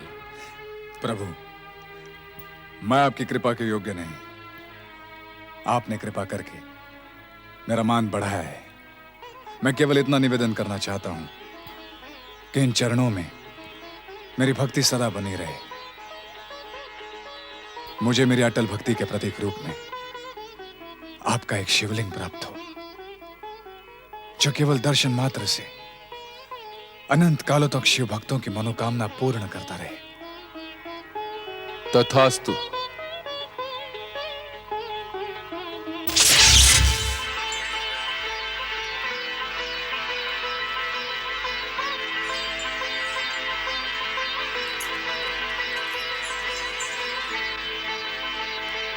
ये लो वत्स,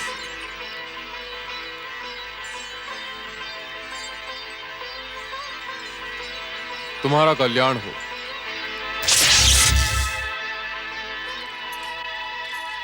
कुंती पुत्र अर्जुन, भगवान भोलेनाथ द्वारा प्रदान किए गए इस अद्भुत शिवलिंग को उसी स्थान पर स्थापित करो जहां भगवान शिव प्रकट हुए थे।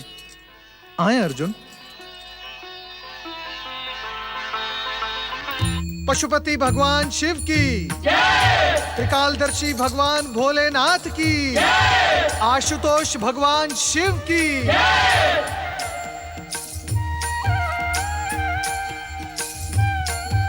अर्जुन, तुमने अपने संकल्प और निश्चय को सफल किया। इस संसार में शिव भक्ति और शिव कृपा की समानता कोई नहीं कर सकता। तुम धन्य हो गए पार्थ। शिव कृपा पाकर तुमने अपने नित्य दुखों का अंत किया। शिवेच्छा से पाशुपत अस्त्र पाकर तुम इस संसार के अजय योद्धा बन गए। तुम्हारे मन में जीवों के कल्याण की भावना ही प्रमुख है। इसी कारण तुमने शिव भक्ति के साथ ही साथ भोलेनाथ से पाशुपत लिंग भी मांग लिया, जो सदा भक्तों की मनोकामना पूरी करता रहेगा।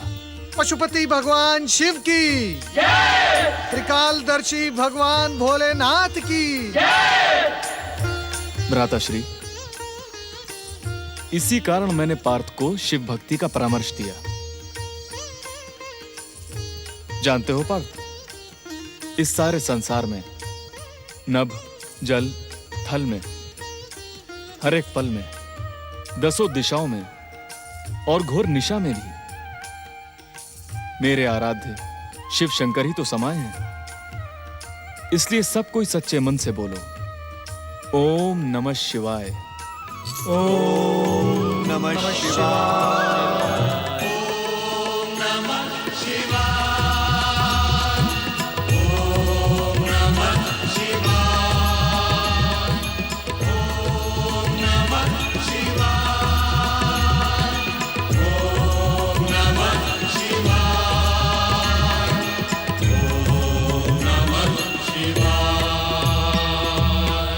नभ जल थल में हर एक पल में दसों दिशा में भोर निशा में। नभ जल थल में हर एक पल में दसों दिशा में भोर दिशा में। जन्म मरण में जड़ चेतन में तुम ही तुम हो समाए। ओम नमः शिवाय। ओम नमः शिवाय। ओम नमः शिवाय। ओम नमः शिवाय। ओम नमः शिवाय।